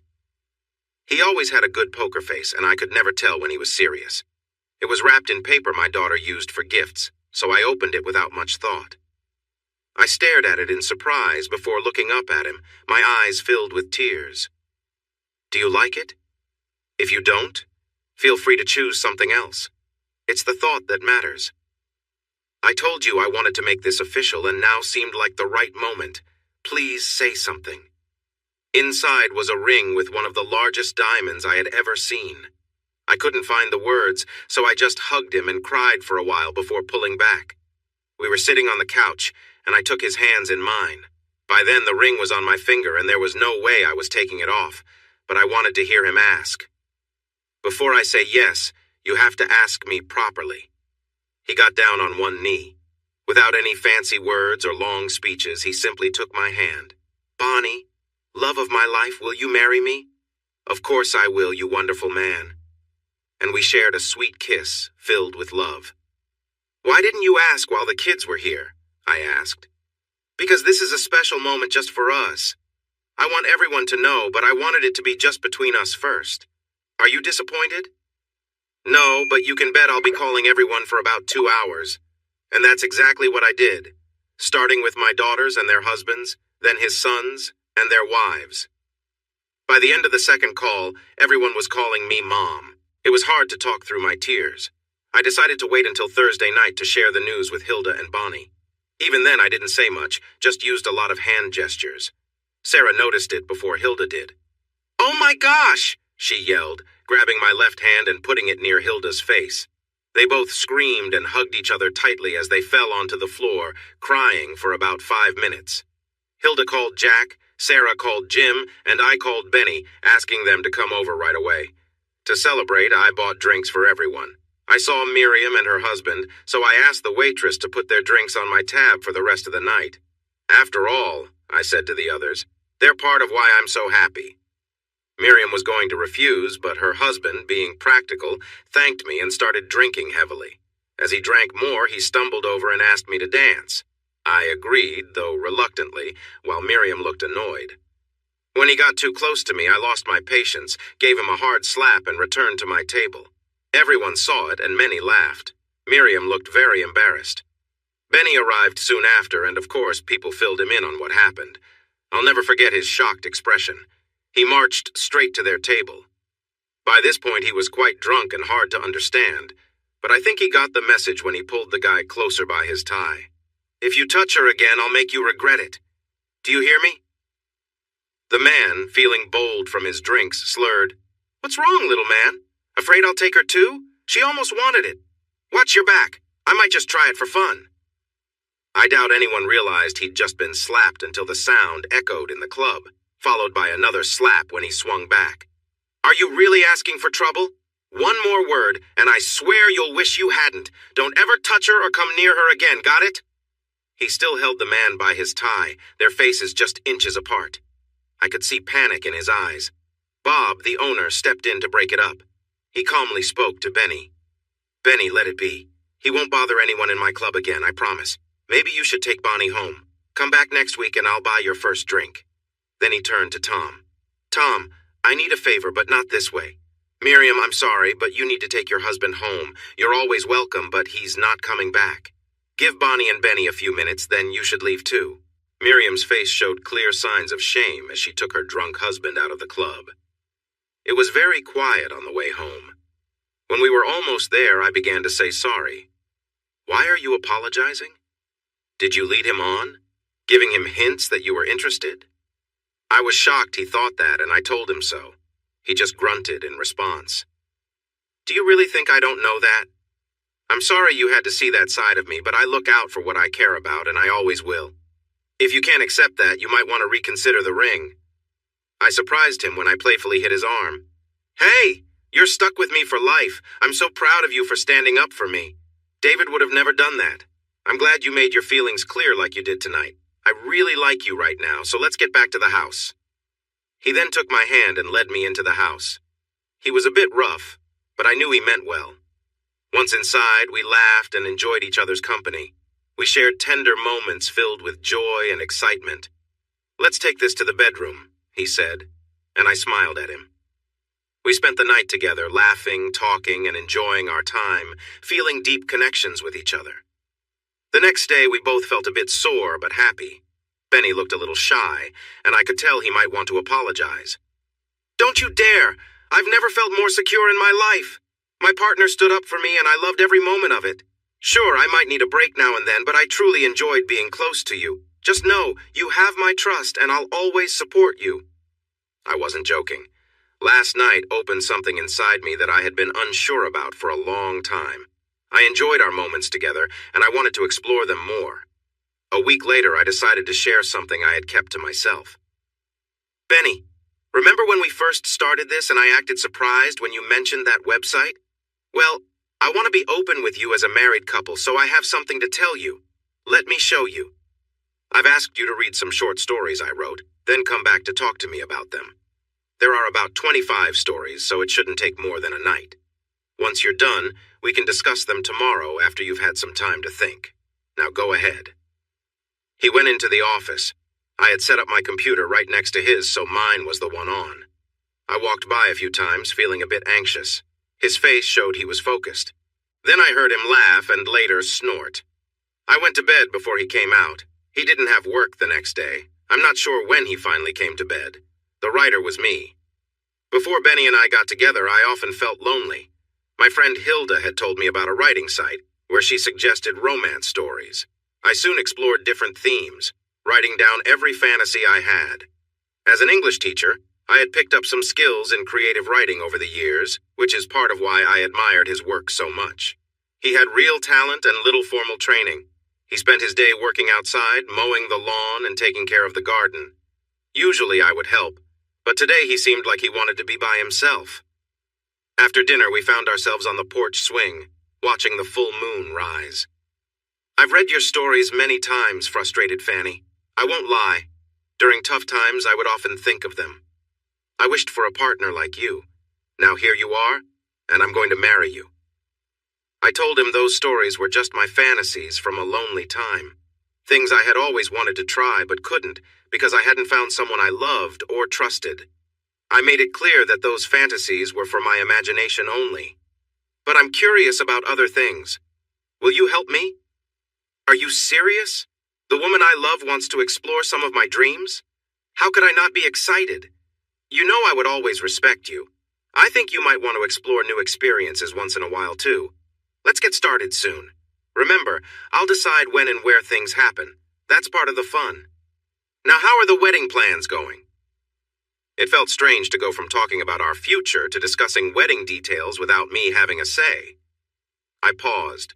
This was part of the scenario I had in mind. I wasn't to have input. It was challenging to talk about flowers and food while feeling so distracted. We didn't share a special moment that night, even though I really wanted to. The wedding took place in July during summer break. Hilda was the maid of honor. Sarah was a bridesmaid along with my 2 daughters and future daughters-in-law. Benny chose his oldest son as his best man. The other 2 sons, along with Jim and Jack, were groomsmen. Angie was the flower girl, and my youngest grandson carried the ring. We had finished all our planned tasks. Benny was becoming more popular and was about to earn over $100,000. He insisted that I use that money to pay for the wedding and not to hold back. I finally got the wedding of my dreams, including a honeymoon. We spent 3 weeks visiting England, Scotland, and Ireland with a couple of days in France. I loved England, so this was a dream come true for me. We also planned a surprise gift for the wedding party. We organized a 3-day weekend for families at Disney in Orlando. Jack brought his 2 kids who got along well with Hilda. Sarah and Jim brought their 3 kids too. It felt like a big family gathering. All the kids were so excited when they got the news, sharing their social media info and building excitement together. We arranged for a babysitter for Saturday night so that the parents could enjoy a nice evening out. It seemed like everyone in town attended. We held the wedding outside at our house in the evening, decorated with lovely lights, and the pond in the background created beautiful rainbows that seemed to dance with our joy. The only ones absent were Miriam and Tom, despite our invites, along with David. My ex did send a nice gift, likely out of gratitude for finishing 2 years of support payments. I heard that his marriage to another woman had ended, but at least he learned from our experience and had a contract in place. People are still talking about the reception. I might have gone a bit overboard as drinks were flowing, food was enjoyed, and everyone had a great time.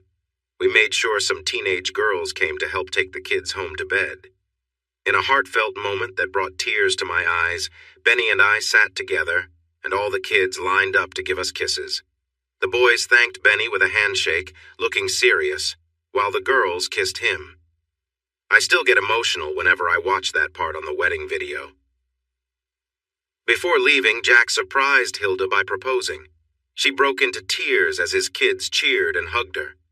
They had become close over the months, and when they got married, the kids wanted to live with them. I will never forget when Hilda lit up, sharing the good news about great report cards they'd received. Sarah and I hugged her when she realized the significance of that moment. Once the kids went home, the parents had their fun. No one got into fights or awkward situations, but there were some embarrassing moments that would be remembered for a long time. I later found out that Miriam had parked down the street and watched our wedding through binoculars. Always careful about money, she was curious about where our expenses were coming from. The honeymoon was everything I wanted. We visited many tourist sites and dined at small pubs that tourists usually didn't go to. Most of the locals welcomed us, and we quickly learned how strong their beers could be. I think he liked Scotland the most, while I was fond of Ireland. We were lucky enough to see the Book of Kells. Not the entire book, of course, just the page they had on display that day, which changed daily. We also saw the Blarney Stone, which Benny claimed every writer should visit. The weekend in Orlando was wonderful. I shared photos with my family on my laptop. The kids were thrilled, especially at Disney. The girls dressed up as princesses, while the boys went for a Harry Potter style. The adults' night was special, too. Benny's youngest came with a woman and introduced her as our future daughter-in-law. One of my daughters and one of his sons announced that our family would grow with 2 new additions by Christmas, and we ended the night on a happy note. Finally, we were back home. Benny quit his job, and I added him to my insurance since I was a retired teacher. He hadn't signed a new book deal yet, even though the publisher was eager, saying he wanted a break. He was still writing quietly, something he wouldn't let me read. "This might be my best work yet, honey. I want it almost finished before you see it. Please, just trust me." Like I had much of a choice. 2 weeks before we got married, I received a letter in the mail. After sharing my deepest thoughts, I figured nothing would come of it and accepted that my thoughts would stay fantasies. As I opened the letter, a handwritten note fell out. It was from Benny. "Dear Bonnie, I've been thinking a lot about our talk. If we go ahead with this, it won't be as Bonnie, wife of Benny. It will be as Plum, serving as your partner. I can't treat a wife the same way I would treat Plum, because her needs are not the same. She is here to support me. This is your only chance to say no. If you want to say no, just say no when I get home this afternoon. If yes, don't say anything. Just have dinner ready. You know I love your butterfly pork chops. If you agree, I will share more details later. I've thought it over. A leader shouldn't discuss everything with their partner, just give directions. So writing letters seems best. I know you've noticed I haven't been close to you for a few days." The anticipation was intentional, building up my excitement. "Either way you decide, it won't change how much I care about you," he said kindly. I was feeling both thrilled and a bit nervous, realizing the time I had planned to make a nice dinner but hadn't yet gotten all the ingredients. Quickly I headed to the market, knowing I wanted the evening to be special. When he walked in and smelled the meal cooking, he smiled. He didn't make a big fuss, but simply mentioned how delicious it was, which was all the acknowledgement I needed. That night, he offered me warmth and comfort, and we both drifted into a peaceful sleep afterward. Though I was still full of energy, I managed to settle down, feeling content. The next morning, I found a note waiting for me on the dining room table. "Plum, some packages will arrive for you today. Please don't open them yet. Lay them out neatly on the table and we'll look through them together later.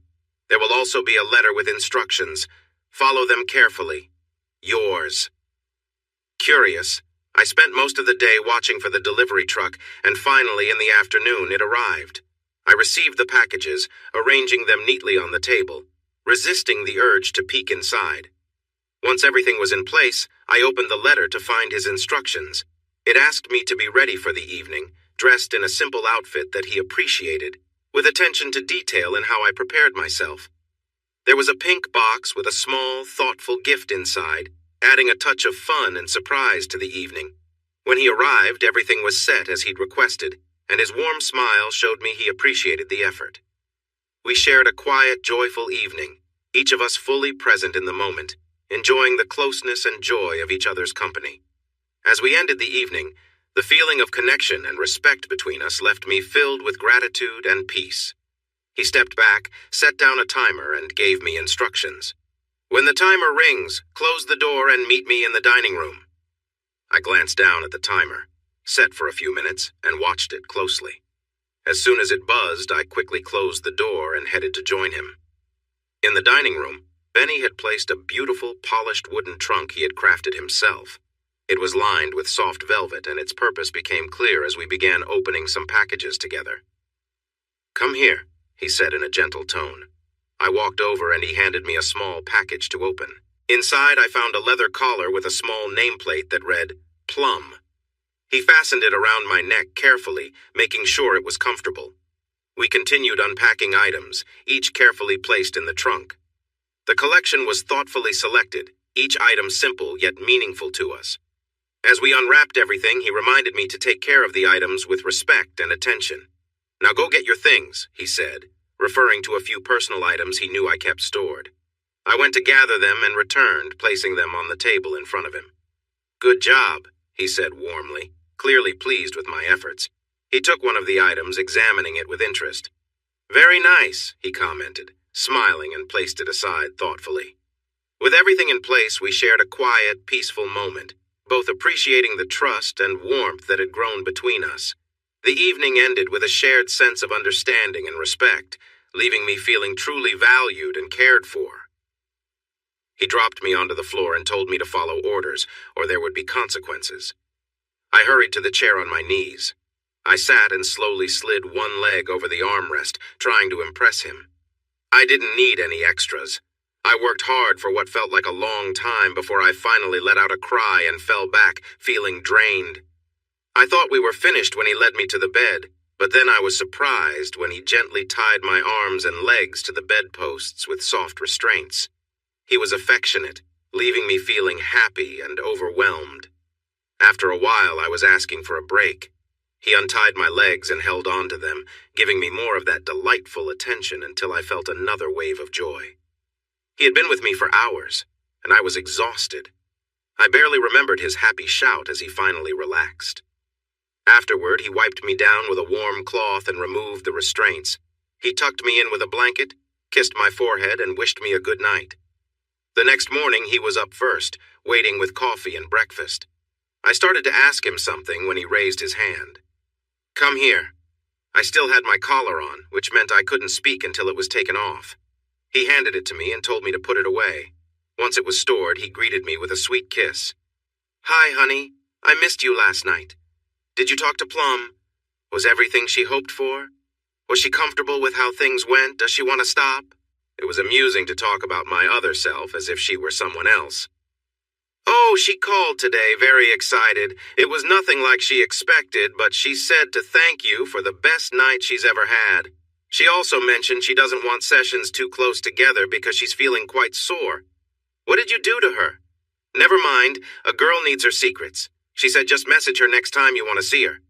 Oh, and she asked me to give you this." I climbed into his lap. I know he noticed me wince as I sat down. I gave him a passionate kiss, full of gratitude. "Wow," he said when I finally let him breathe. "If she's that thankful, maybe I should call her more often." "Not too often, honey. It might take away the excitement. Besides, she already said she couldn't handle it on a regular basis. Now let's stop talking about her. It's making me a bit jealous. What would you like to do today? I hope it's nothing too active." He built me another bird feeder, so I picked a spot and he dug the hole and set it up. We were spending quite a bit on bird feed, but I loved seeing all the birds, and that happiness made him happy too. I just wish there were a way to love him even more. I decided to share our little adventure as a story, writing it down almost exactly as it had happened. It received a good rating. Benny read it and got so excited he spun me around in the office chair. 3 months after everything changed, he called me into his office. I finished the first draft. It's a bit long, so take your time reading it. Jack and Jim are coming over later. We plan to fish in the pond and maybe have a cookout next weekend. I love you. Don't wait up and try not to stay up too late.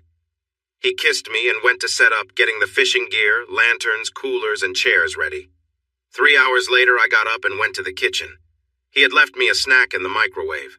After I warmed it up and ate, I poured myself a drink and went out to the porch swing. I could see them by the light of the lantern, and I sometimes heard their laughter as they caught fish. I watched him, looking happy. It was truly the most powerful and moving thing I had ever read. I was only halfway through, and I was shocked to see I had used up a whole box of tissues. This was not just any book. It felt like a masterpiece, just like the best movies. I realized this would make him famous. He would never be just Benny to me again. The world would know him now. I couldn't bring myself to feel jealous. I only wished he would still be the same man I loved. Feeling tired, I went to bed. I don't know when he came in, but he slept in until 10 the next morning. I read another part of the book. I knew how it would end, but I still couldn't stop reading. The smell of coffee made me look up. He was standing by the door, sipping from his favorite cup. Well? I put my book down, cleaned up the tissues, and stood up. He entered and set his cup down. I hugged him tightly, feeling overwhelmed. Words can't explain it, dear. Where did this come from? I read an article last year about a girl who wanted the Make-A-Wish Foundation to help her. They were still talking about it when she passed away. It stuck with me and seemed like it had to come out. Do you think the publisher will like it? I pulled back to look at him. Benny, promise me one thing. Don't show it to anyone for a week. Can you do that for me? I have to go somewhere just for 3 days and you can't come with me. If you love me, please let me do this. He agreed without question. I wouldn't even tell him where I was headed. I took my oldest daughter with me for support. She lived halfway between my home and my destination, so it worked out perfectly. We stopped at her house and continued on together to New York City, one of the main publishing centers in the world. I called my friend and former boss. We kept in touch over the years, sending holiday cards and such. I had stayed with her when my marriage ended, and she had done the same when her partner didn't want to marry her after same-sex marriage became legal. Beth, thank you for taking my call. I know you're busy. Don't mention it, Bonnie. I'm always happy to hear from you. How's married life? I'm sorry I couldn't make it to the wedding. I really wanted to be there, but my work got in the way. When are you bringing him by so I can meet him? If everything goes well, it will be soon. Beth, I need a big favor from you, as a friend and a professional. Can you spare about 2 hours? I'd prefer it at your office. It will be worth your time. The sooner, the better. Okay. You have my attention. I'm a bit busy, but I can give you an hour on Tuesday morning around 10. That's the best I can do. I'll take it. And Beth, you won't regret it. I let Whitney read some of the manuscript the night before in our hotel room. We called room service for more tissues. This is what Poppy does? Why didn't you tell us? We all wondered about the money at the wedding. Your stepfather is a very private man. He likes to keep things as they are. You know, if this gets published, everything will change, right? I sighed. I know, but it's too valuable not to share. I spent a restless night, worried about my choice. Eventually, I fell asleep, feeling it was the right decision. The next morning, we went to Beth's office right on time. She was the picture of a successful businesswoman dressed perfectly in nice clothes, with her hair styled and a hint of tiredness around her eyes. She asked if we wanted coffee. I said yes, but we didn't have time to waste. I handed her the manuscript and I noticed her frown. Please, Beth, this is the only time I'll push us as friends. Please. She stared at me for a moment, then ordered coffee and snacks. We enjoyed coffee and bagels, watching her closely. At first, she frowned. In 5 minutes, she was focused, tuning out everything else. 15 minutes in, tears began to form, and Whitney quietly handed her a pack of tissues. By the time she used them all, 45 minutes had passed. She leaned back in her chair, sighed, and stared at the ceiling. Suddenly, she sat up straight and grabbed her phone. Jan, reschedule my meetings. Tell them I'm sorry, but something important is happening and I need to handle it. Get Kevin, Geraldine, and Yvette here quickly. Convince them, Jan. She turned to me. Okay, Bonnie, where did you find this? My husband wrote it. Her eyes widened in surprise. Really? I thought he was just a delivery driver. Where did he go to school? I smiled. He went to Central High. He never got the chance to attend college. Did you help him? No, Beth. This is all his work. It took another 45 minutes for her to feel assured that we were serious. Has he written anything else? I felt proud. Yes, 5 books in total, all romances. E-books, Loveland Publishing. Look him up under B. Henson. She looked at me for a moment, then picked up her phone again. Jan, I need you to go online to Loveland Publishing. Search for and download everything you can find from a B. Henson. Henson. Yeah. I want 6 of our readers to look at them and share their thoughts. I need it first thing tomorrow. Got it? Bye. Now the big question, Bonnie. Who else has he shared this with? No one. He doesn't know I'm showing it to you. How did you get it? Simple. I'm his wife. He knows I would never do anything to hurt him. She sighed. Before we go any further, he needs a manager and an entertainment lawyer. This story has blockbuster potential. It could make you both very wealthy. You know that, right? It was my turn to sigh. I know. I've been hoping every night that this doesn't change him too much. I don't think I could bear losing my gentle, loving husband. The 3 people she had asked for came in then. She sat them at the conference table and gave them half of the manuscript. We're going to lunch. Read this out loud, taking turns when your voice gets tired. We'll be back in 90 minutes. She turned to Whitney. I'm afraid you can't join us, dear. I need a guard. If any of these people try to leave with any part of that book, call me right away. Then have Jan notify security. Do you understand? Good. She turned to the others, holding the rest of the book. This is mine. Do I make myself clear? Don't even think about trying to take it. Just read and give me your thoughts when we return.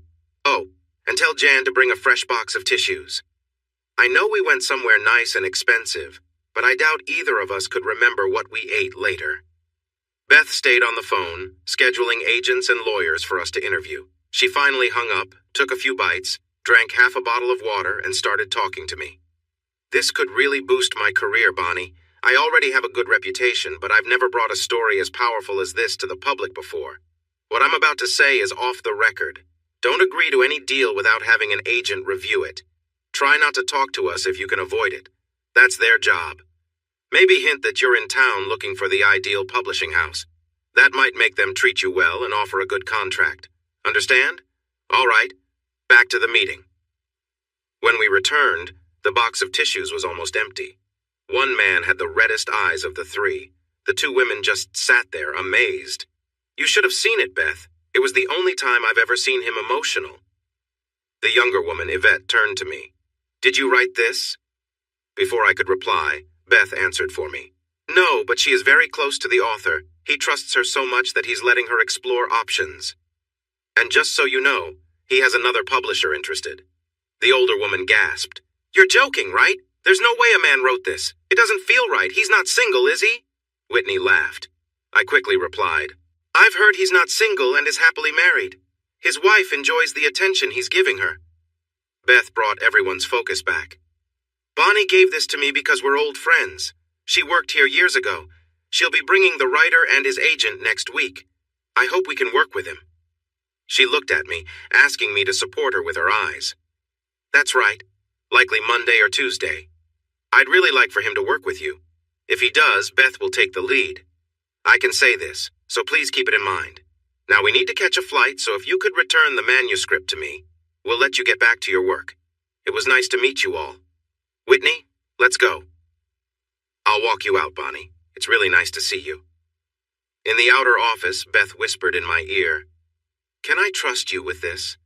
I'd like to edit the first few chapters so the managing partners can see a sample. I gave her the first 10 chapters.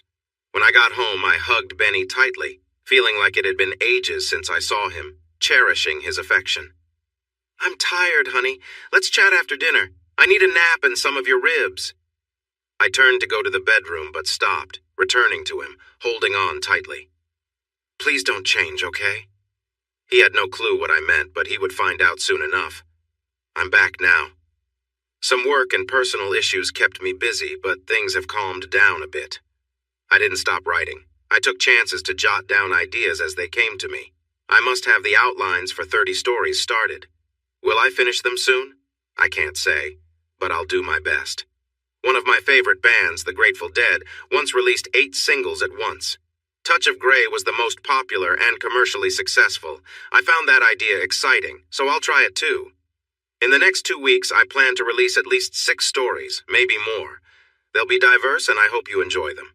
As always, let me know what you think and vote if you like. Thank you for your time. I've recently realized how valuable it is. I slept and had strange dreams. I woke up to the comforting smell of barbecue, my favorite food. Benny didn't say much as I ate. After we cleared the dishes, he got us a drink and took me to the porch swing. We settled in, holding each other, happy to be back together. He gently rocked us, running his fingers through my hair from time to time. I took a deep breath and sat up straight. I wanted him to see my face clearly. First, thank you for trusting me. Now about where I was. Do you remember my friend Beth? I worked with her before I became a teacher at the publishing house. I felt him tense up. She's a senior editor now. I took her your book. They can reach a much larger audience than your ebooks, get media attention, and advertise widely. It's just too good. The world needs to see it." He let out a slow breath. "Did she like it?" "She loved it. She said it was one of the most powerful things she had ever read. She's already thinking about movie rights if you agree to sign with her." "Do you think it will really be that successful?" I held his hands and leaned in for a quick kiss. "You don't know, do you? Benny, people who read this book or see the movie will remember it forever. It's that great." He stood up and walked to the edge of the porch, looking into the darkness. His voice came from the shadows. "Then I guess we should do it. You know, when I started writing, it was for the peace it gave me. I wanted to be successful too. But this success, I never imagined it. But just know this, Bonnie. I won't do this without you. You are my inspiration, my support, and my best friend. You mean everything to me. You've made me want to be a better writer. I know people wondered why you chose me. You're beautiful, smarter, and far more educated. I just drove a delivery truck. What could I offer someone like you? I never told you, but I've loved you since we were 13. I felt out of your league when you went to that junior high dance with Jimmy Travers. I saw you getting picked up in that fancy car, and I thought I couldn't compete, so I stayed away. Then you came back into my life and it felt unreal. While we grew close, I kept expecting some guy to come in and ruin it. But you chose me, and if I died tomorrow, I would do so knowing that you loved me, and that makes life worth living. Did you know Miriam is telling everyone we used your money for our wedding and honeymoon? She says I wanted to act like someone I'm not. Some of it comes from jealousy, I'm sure, but it's surprising how many people believe her. So if this happens, if it becomes as popular as you think, you're by my side through it all. I'll need you to support me, cheer for me, and help me. Will you do that? I've shed more tears in the last 2 years with him than I ever have, and almost all of them were tears of joy and love. I walked up behind him and hugged him tightly, with every breath I take. Now I want you to take me to our room and hold me close. Please? It was the most memorable night I had ever experienced. There was no loud noise, no shouting, no games, just a man and a woman coming together. I cried softly for most of it, and I felt a few tears from him by the end. After we were done, we stayed quiet. What words could express our feelings better than our closeness? Then, just before I fell asleep, I thought of Miriam. I considered confronting her in public to reveal all her lies, but I changed my mind. The book would disprove everything negative she had ever said about Benny. I just needed to be there when she got the news. The next day, I called Beth. I told her that if we could find an agent and reach an agreement, we were ready to go. She connected us with a man who was known as a legend among agents. Now in his 70s, he was semi-retired, but knew everyone in the publishing world and Hollywood. We put him on speakerphone. "Good morning, my name is Saul Sanchez. Beth gave me your number. I'd love to meet and discuss how I can help you. When will you be in New York again?" I replied, "Next Tuesday. We'll be there for a couple of days, and we hope to have representation by then." We talked for about an hour. He had worked with some big names before and was now focused on just 3 clients, mostly as a favor. Beth let me read the first 10 chapters in her office. It's just as good as she said it would be. I'd like to work with you and send my career off with a bang. We spoke with 2 more agents and set up meetings, but we knew before we even got on the plane that we wanted to go with Saul. As it turned out, Benny had not traveled much. Thanks to my first job and my previous relationship, I had. Watching him was like seeing a child discover the world. Unfortunately, we weren't there to enjoy the sights until after our meetings. We checked in just in time to freshen up for our meeting with Saul. "Should I wear a suit?" Benny asked. I laughed. "They want you for who you are. You could wear a torn t-shirt and sweatpants, and they wouldn't mind. They expect writers to be unique. But you do look great in a suit, and it shows professionalism." "Okay, a suit it is, but no tie, and you better wear that blue dress. It'll keep them distracted enough so I can feel relaxed." "All right," I said playfully, feeling happy that I still had that effect on him after almost a year and a half together. I laid out the dress and decided to add a little surprise. I walked out holding the dress, feeling playful. "Honey, can you zip me up?" I asked as I slipped into my dress, enjoying the look on his face. I reached up to give him a quick kiss on the cheek. If you start to feel nervous today, just think of the surprise you have waiting under this dress." He grinned widely during the cab ride. I didn't know what an agent was supposed to look like, but Saul Sanchez definitely surprised me. I imagined an older man in a cozy sweater looking at us with enthusiasm. Saul was tall and fit for his age, with thick black hair that looked dyed and a small beard. He wore an expensive suit and had a personality that could light up the whole room. "Welcome, welcome," he said loudly, shaking our hands. Before long, we were in a nice office with dark wood and leather furniture. "This is my personal space," he said with a smile. He invited us to sit on a couch while he settled into a big chair. He got straight to the point. "I read your work. It's quite good for a newcomer. The first 2 pieces were a bit rough, but you've improved a lot. Beth has some suggestions for you. I'll let her explain." He paused for a moment. "The new book I saw is truly excellent. I know it makes you a bit shy to hear that, but you'll get used to it, especially if it becomes popular like I believe it will. I heard you have meetings with 2 other agents, as Beth told me. Both are capable and would do a decent job, so why should you choose me, especially if my fees are higher? Because I am the best fit for you. I bring 45 years of experience and know many important people in the literary world, not just in the city. I have good relationships with various producers and film companies, and this has the potential to be something special, especially if we get a talented screenwriter." He took a deep breath. "My wife didn't want me to take this on until I promised her I wouldn't let you go after she read the book. Here's my contract. Make sure to have a good entertainment lawyer review it. If you don't have one, I can suggest a few names, as can Beth.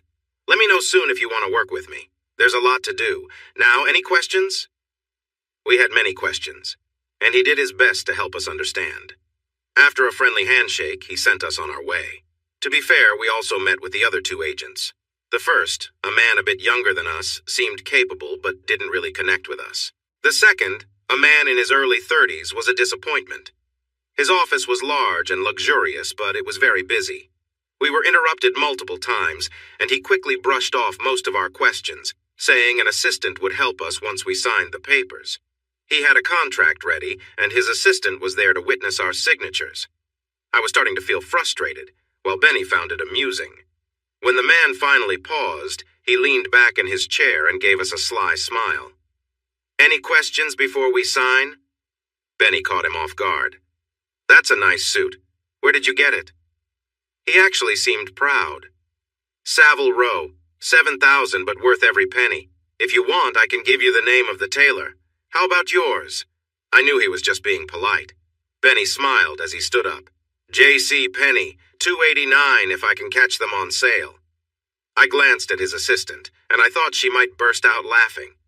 Benny reached out and shook the agent's hand. "Thank you for your time. It was informative. I'm sorry, but I don't think I'll choose your agency. Have a nice day." He walked out with me following while the agent tried to get up from his chair. I couldn't hold back my laughter as we left. We spent the afternoon meeting with lawyers. There were 2 names that both Beth and Saul recommended, so we decided to see them first, since we had made appointments ahead of time. We chose a woman our age because we both liked her. So, Saul Sanchez and Beth Howard. When they called one after the other, I knew I had to meet you. We had an informative hour discussing intellectual property and entertainment laws. In the end, we signed some papers. With an agent and a lawyer now on our side, we met Beth the next day. "We won't be discussing business, really. You have capable people to handle that now. I just wanted to meet you, Mr. Henson." Benny shook her hand, smiling. "You can call me Benny. Everyone else does. It seems we'll be chatting a lot." "Beth," she replied, giving him her card. "These are my personal numbers. If you need me, you can reach me at one of these. And you should get a new phone, sharing the number only with Saul and me. It will help us communicate faster. While Saul and Karen handle everything with your business matters, there are a few things I'd like to discuss. I read all 5 of your earlier books. Have you looked at them recently? Is there anything you feel could have been done better?" Benny actually turned a bit red. "Not so much with my last 2, but there were many changes I wish I had made in the first 3. Some were suggestions from my editor, while others were my own thoughts." "That's good to hear, Benny. You should always listen to your editor. Who edited your books? Every editor has their own preferences." "Bonnie." She looked surprised, then smiled at me. "You've done well, Grasshopper. It's nice to see you remember what I taught you. Will it be a problem letting me have him?" "A little," I said. "We shared a special connection that brought us together at first, but he's grown now, and I realize he needs your expertise." Beth came around the desk and hugged me. "Well said. I promise I'll take good care of him, at least to start." Benny turned red while we laughed. She sat back down. "I want you to know that Harbor House has acquired the publishing rights to all your past work. 3 of them are good enough to be rewritten and published. A few months after this one comes out, I want you to have one ready. They'll do well, riding the success of this. Benny, before you get too excited, you still own the books. We just bought the rights to publish them. Are you working on anything now?" "Not really. I have a few ideas I want to explore, but this has taken my focus away." "I'll be honest, you won't have much time to write for the next year. You'll see why many writers don't enjoy publicity. It takes away their creative time. But all successful writers understand it's part of being famous. So keep a laptop handy. You'll find time here and there. Use it, and when things settle down, you'll be ready to write seriously. You have about 6 months before this book comes out. I want you to revise your 3rd and 4th books, and think about a sequel to the 3rd. People love mysteries and romance. Now, what are your plans for the rest of the week?" I shared my plans. "We have meetings with Saul and Karen, both separately and together. Also, this is Benny's first trip to New York, so I bet he'll want to see the sights." "Great! It's an amazing place to live. Have dinner with Jen and me tomorrow. We'll suggest some places. Anything you want to see, Benny?" Jen was her new girlfriend, and it seemed serious. "I've always wanted to see a Broadway show, a musical if possible."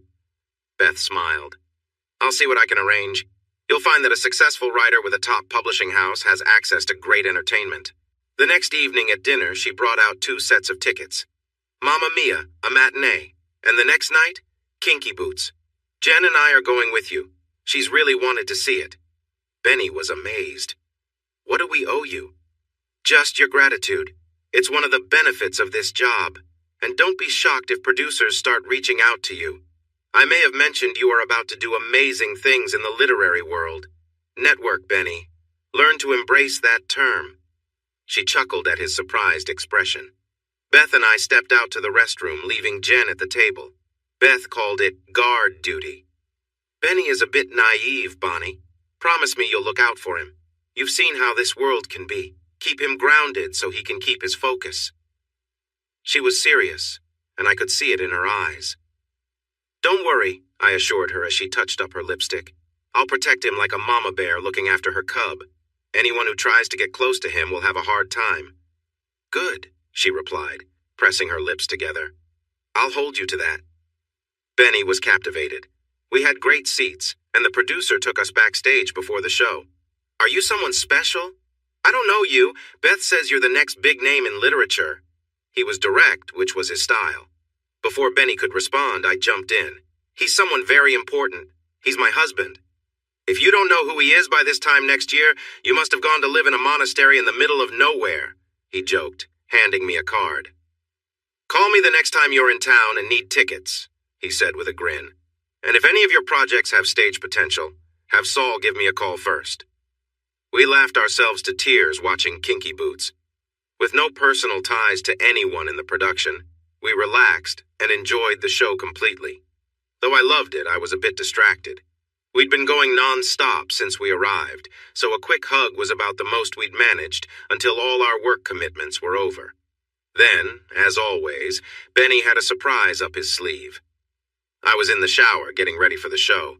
When I came out, he was gone, and there was a note and a wrapped package waiting on the coffee table. Smiling, I picked up the note and read it.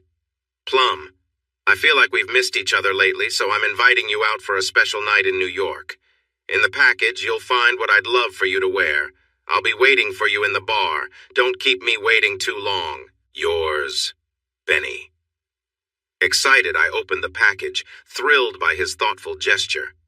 Inside was a beautiful black dress with a stylish row of buttons along one side, giving me the option to wear it either modestly or with a little flair. There were also elegant black pumps, the tallest heels I'd ever worn, and perfect for the evening. As I put on the outfit, I found another small note tucked inside one of the shoes.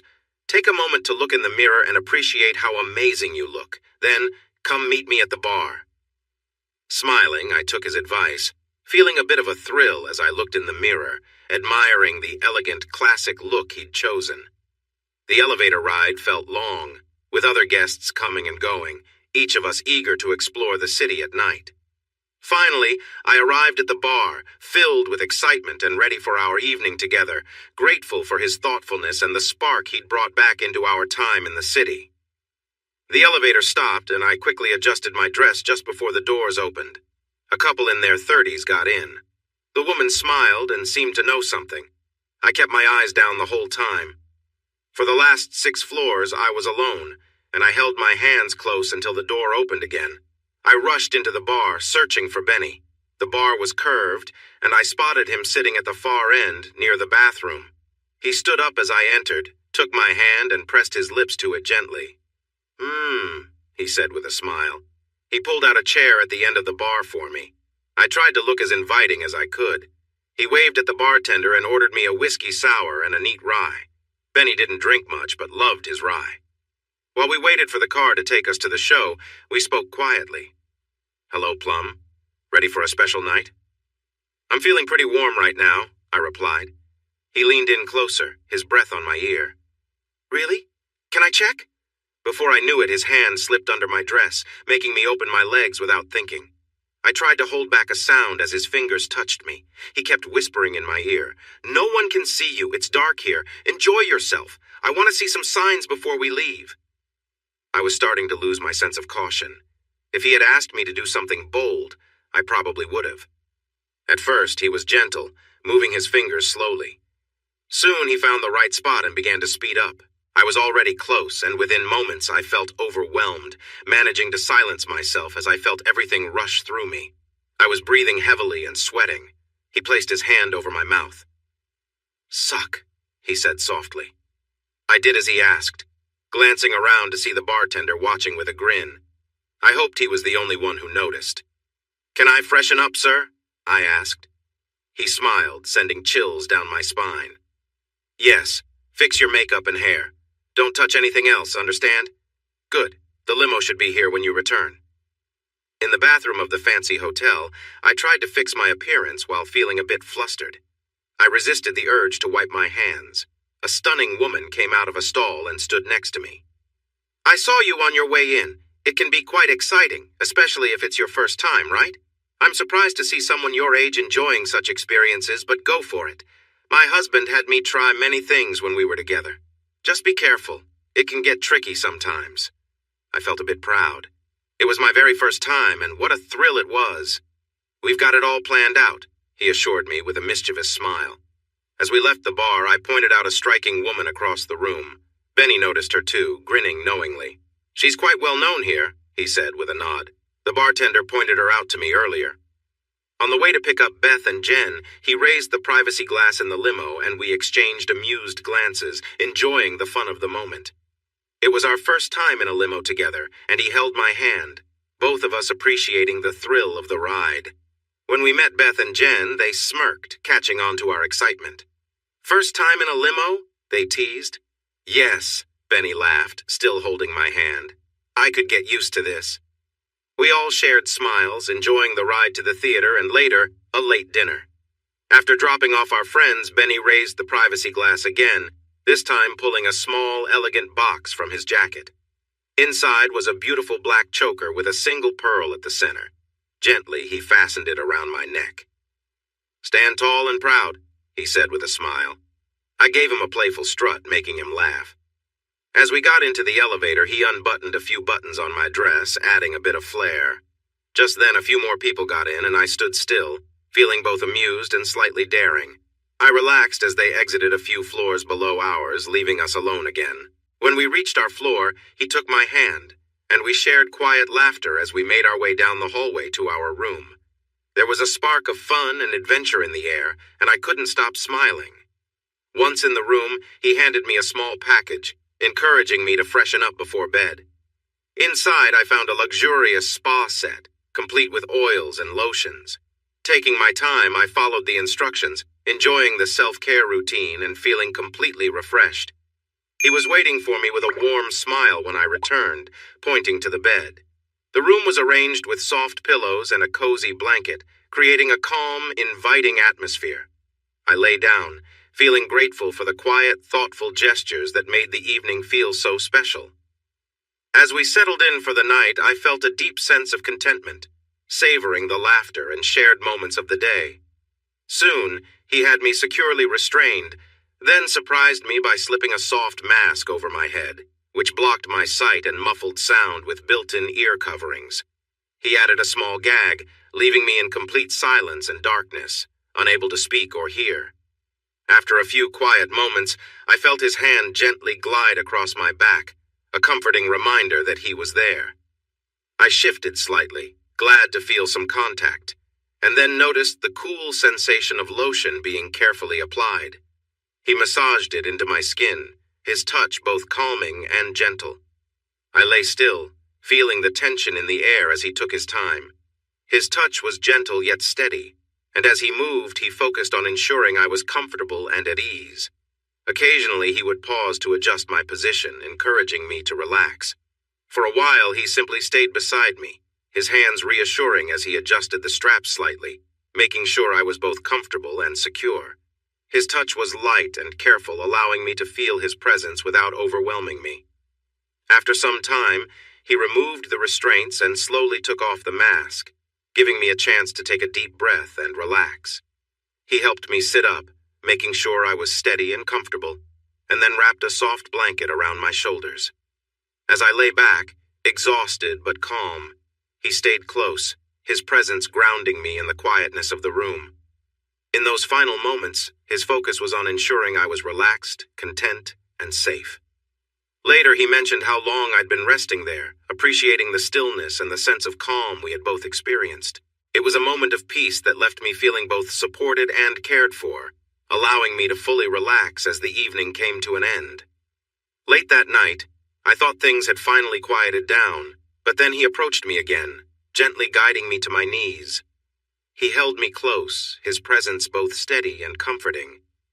I could feel his warmth and his steady breathing as he gently embraced me, creating a sense of calm in the dim room. After a while, he helped me up and whispered reassuring words, lifting the tension in the air. His movements were gentle as he wrapped a blanket around me and led me back to bed. I was overwhelmed by exhaustion, yet the care he showed in those moments left me feeling calm and secure. He tucked me in, placing a warm cloth on my forehead to ease me. Then he kissed my forehead and stayed beside me until I drifted off. The next morning I woke to find him already up, enjoying a cup of coffee from room service and glancing through the morning newspaper. When I joined him, he poured me a cup and greeted me with a warm smile. "Did you sleep well?" he asked. I returned his smile. "Like a rock," I replied. We shared a laugh, and I mentioned a conversation with my friend Plum, who had called earlier that morning. She'd had an exciting night herself, though she'd said it was a rare kind of thrill she didn't want every day. I teased, saying her stories were as entertaining as they were surprising. After breakfast, he mentioned wanting to go sightseeing. "How about the Statue of Liberty in the Empire State Building?" he suggested. "That sounds wonderful," I said, excited to explore the city with him. Before we headed out, he asked if I could reach out to Plum. "I'd like to meet her for just an hour or so this morning," he explained. "Are you sure? So soon?" I asked, a bit surprised. But he assured me it was just a chat, nothing intense. So I agreed and headed up to our room to make the call. After a few moments, I returned and gave him the news that Plum was excited to meet him too. He seemed pleased, and we continued with our morning, enjoying the light-hearted moments and anticipation of the day ahead. As we prepared to go out, he took my hand, looking at me with trust and care, and assured me, "You know I'm always here for you, right?" I nodded, feeling grateful for the connection we shared. The day promised new experiences, and I felt ready to face them with him by my side. I heard footsteps. "Here she is," he said. Another voice replied, "Very nice, especially for her age." There was another man in the room. I started to move, but then I felt gentle hands on me. "Stop, honey. It's important that you stay still. I would never let anything bad happen to you. You know that." He comforted me until I began to relax. "Ma'am, this is important. You need to be still. Do you understand?" I nodded. Benny held my hand and stroked my cheek. "This might sting a little, but it won't take long." I felt something wet touch my skin and I tensed up. I was dried softly. Then I heard a buzzing sound. "Remember, ma'am, stay still." A tattoo. Benny was giving me a tattoo. It was something I had always dreamed of but hadn't been brave enough to do. 15 minutes later, he applied some gel to the area. "All done. That didn't hurt too much, did it? Just follow the instructions I left for your husband and you'll be fine. It was a pleasure, ma'am. And what I said about you looking nice, I meant it. I hope my wife looks as good as you when we are your age." I heard Benny thanking him as he saw him to the door. He returned and gently placed a large bandage over the spot. "Leave this on for the rest of the day. No peeking. You won't be able to wear certain clothes for a few days. Loose dresses are best." He unstrapped me, whistling. I got dressed, using all my willpower not to look under the bandage. "Well?" "Neither Plum nor I know how to feel. It was a shared dream for both of us. We will have to see. I just have one question. Did she need to be so exposed?" His smile widened. "No. She could have simply lifted her dress a little to achieve the same effect." "But think about it. It was one of your dreams to be seen in that way. Somewhere in New York City, someone has seen you and knows about your tattoo. We might meet him tomorrow. You could walk into a tattoo shop and see a picture on his wall. He did take a photo." I felt embarrassed, but had to admit that if I had worn something underneath, I might have been a little excited. We went to lunch, visited the statue, and went to the top of the Empire State Building. The following day, we spent almost the whole day at the Guggenheim. Finally, we went home. It was fun, but we missed our friends and the porch swing. Oh, and the tattoo? It said Benny's in a pale pink that was almost invisible, with a small purple plum next to it. Hilda and Sarah were all over me when we got back. I didn't tell them the real reason for our trip. They thought we were on vacation. The pictures I showed them supported that idea. Miriam was at the pub with 2 friends from the bank. I think she came here because it was the one place in town he wasn't allowed to enter. I felt her gaze on me all night, so I spoke loudly, sharing details about the shows, restaurants, and sights. We crossed paths in the restroom again. "You must care for him a lot to spend your money like that. How does it feel to be a sugar mama?" I noticed Sarah and Hilda tense up. I laughed. "It feels fantastic. I just wish I had even more to share with him. He's worth every penny." I left her standing there in surprise. For 5 months, we went about our lives as usual. Benny worked, fixing up his old projects, staying in touch with Beth. It hurt to see this because I once held that place in his life. To pass the time, I wrote stories about Plum and Sir, turning them into an ongoing series. In the stories, we were younger, and he was much bigger, while I portrayed myself as more beautiful. People wouldn't believe these were mostly true accounts of a couple in their early 50s. I consistently ranked as one of the top writers on that site. I looked back at his old stories, and people were still commenting on them almost 2 years later. I shared this with him, and just for fun, he wrote a light piece and posted it. He received 300 comments welcoming him back and asking for more. We got the advance for his book, more money than either of us had ever dreamed of. I had plans for this money. I finally mentioned what Miriam had been saying about us, and he was upset until I explained my plan. Then he just laughed and told me I had his full support. I walked into the First National Bank where Miriam worked. Coincidentally, she was in charge of new accounts. When I said I wanted to open an account, her smirk was very wide. "Are you trying to hide some money from your husband? About time. It must be difficult to keep him away from it. I never thought he would spend so freely. If I had that much, I would make sure he never touched it. You can open a senior account for as little as $50 and put any address you want on the checks," she said. I let her enjoy her moment of pride for just a moment before I said I needed to think about it. Next, I went straight to Mr. Snake, the senior officer. "One of your account officers was rude to me. I was going to open several accounts here, but now I'm considering going back to my old bank. However, I wanted to see if you could give me a better offer." He had no idea about his son and daughter-in-law or how rude he had been at the pub. I laid out 3 checks, all certified, 2 from a company called Benbon, Inc., and 1 from Benny's personal account. each for $100,000. The man looked shocked and began talking about various account options. I let him ramble before steering the conversation back to what I needed. I picked up 2 of the checks. I'll give you one chance. Just one. Have the account officer I spoke to handle the paperwork. She needs to be polite and understand that I expect privacy. If I hear even a hint that she has said something, I will close the account and you won't get any more of my business. I can promise you this is just the beginning. We could be talking millions here. Can you meet these expectations? He quickly agreed and called Miriam into the office. This woman wants to open an account. I expect you to treat her with the respect and privacy she deserves. Explain her options and give her good advice. You can use my office. Miriam looked surprised but tried to stay professional as she sat at the desk. How much would you like to deposit, ma'am? I placed the first check on the desk. I'd like this in a personal checking account. Your boss said it's the best option for me. Her eyes widened at the amount. I'd also like this one in a savings account.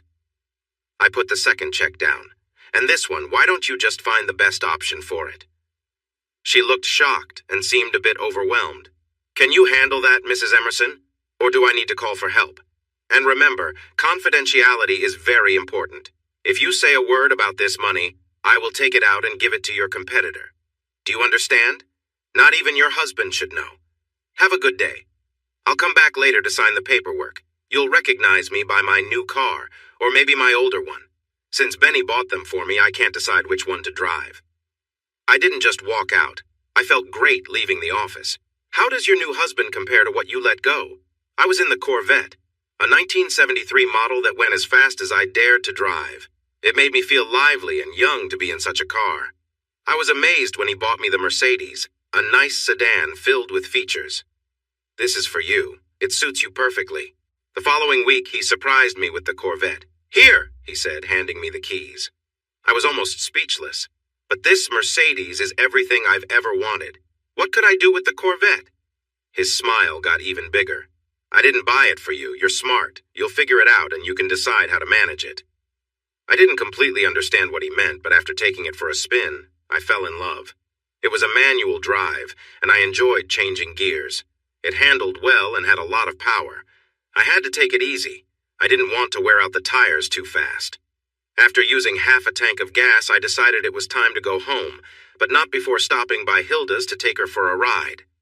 She walked around the car before jumping into the driver's seat and extending her hand. "Keys, please," she said firmly. I felt brave until she took us onto the highway and sped up. At 100, I was asking her to slow down, and at 120, I was shouting. "Scared?" she teased, before easing off to a safer 90. She kept saying how much fun she was having until we reached her house. "That car is incredible. I have one question. What does the vanity plate mean? Our state only needs a license plate on the back." I jumped out and hurried to the back of the car. I finally understood. When I got home, he was sitting on the porch swing. I jumped into his lap with excitement. "It's a good thing I'm not jealous. And be careful. Keeping up with 2 women can get expensive since we both like nice things. Here." I handed him a note I had written on the side of the road and went inside. "Dear sir, I love the car. Please be careful. It wouldn't look good for your wife to see someone else in such an expensive vehicle. People will talk. Now, I need to ask you to take care of something before we proceed. Let's just call this our first arrangement. You can set the terms, and I promise to agree to anything as long as it stays between us. Yours, Plum." He hurried to the bedroom when I got there, finding me waiting with a submissive posture. He was a bit sore for the next few days. We had Hilda, Jack, Sarah, and Jim over for a barbecue to explain where our money had come from. Saying they were surprised was an understatement. We gave them a preview of the book with clear instructions not to share it until the official release date, which was a week away.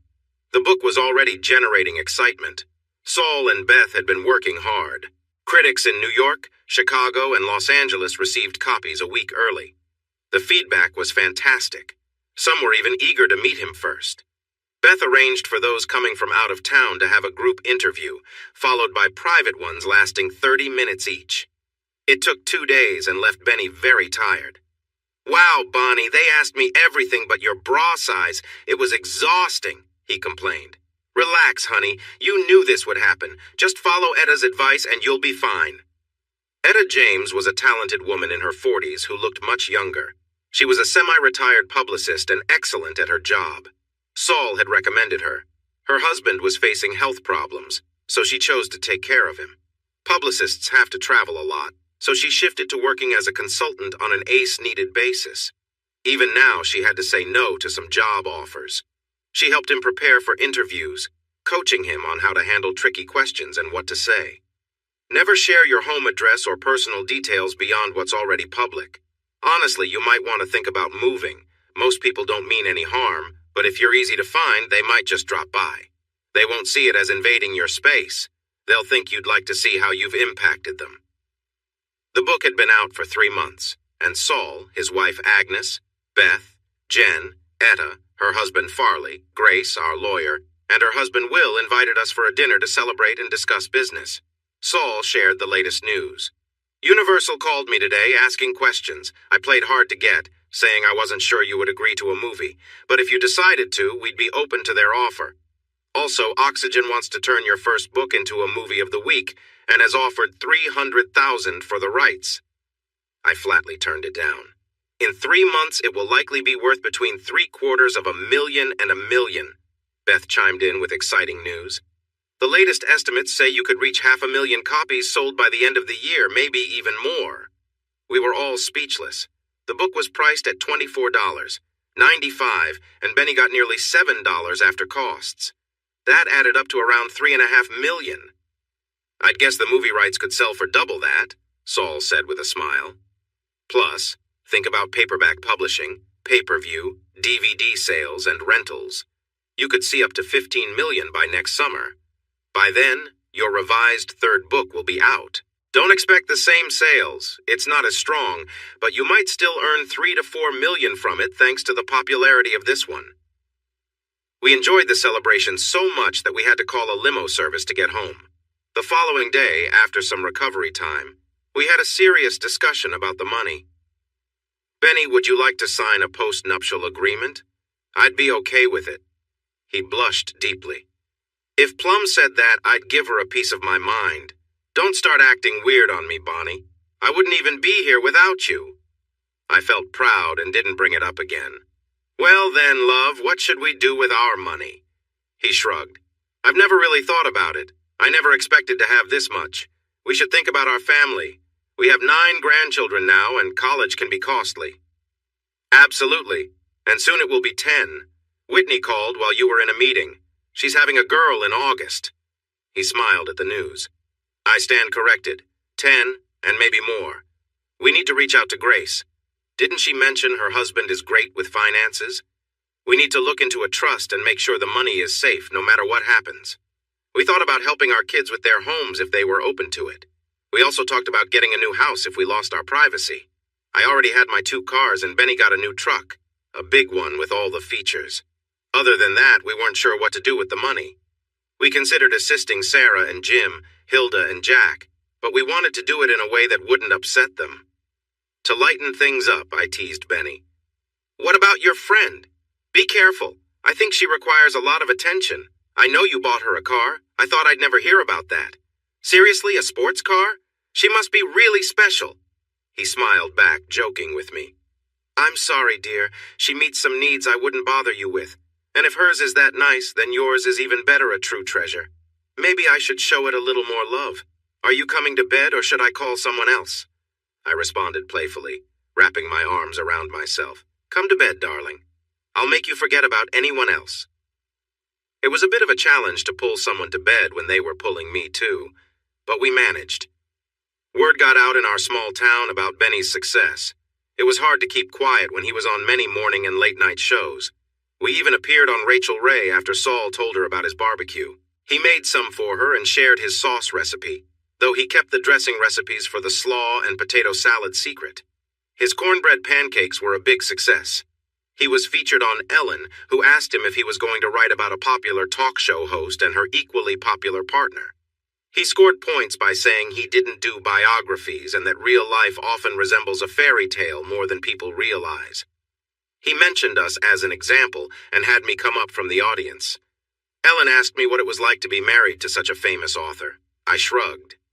I wouldn't know. I'm married to Benny, but to me, he's the best. Benny gave me a big kiss while the audience cheered. I ended up staying with him on the couch for the rest of the show. Unfortunately, people were either shy around us or treated us like we were different. It really hit me hard when I was at the pub. One of my rare outings, and friends I've known for decades acted like they didn't know me. What's wrong with you all? I played with many of you when we were kids, and now that Benny has done something amazing, I'm suddenly different? I don't need praise from fancy folks. I just want someone to tell me when I'm being silly without hurting my feelings. I looked at Hilda and Sarah. You two, I've loved you like sisters for so long. You're my closest friends in the world, and now you seem afraid to talk to me, if that's how you really feel. I lost it, started crying, and tried to walk out. But Hilda, Sarah, and a couple more friends stopped me halfway across the room.